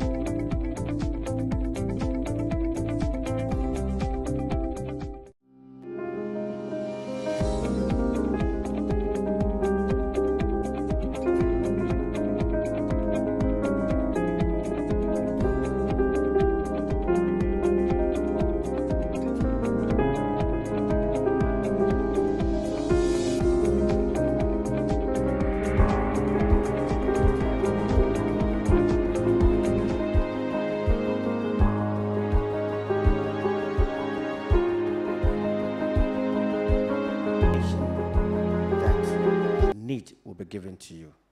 I hope you get that. If you don't have a smartphone and you use the plantain phones, now I learned they have moved from the yams to the plantain phones. So those of you who still use the plantain phones like mine, get a friend who uses a smartphone so you can get these pieces of information.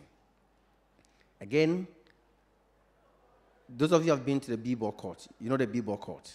Right behind the b-ball court, there is a restaurant.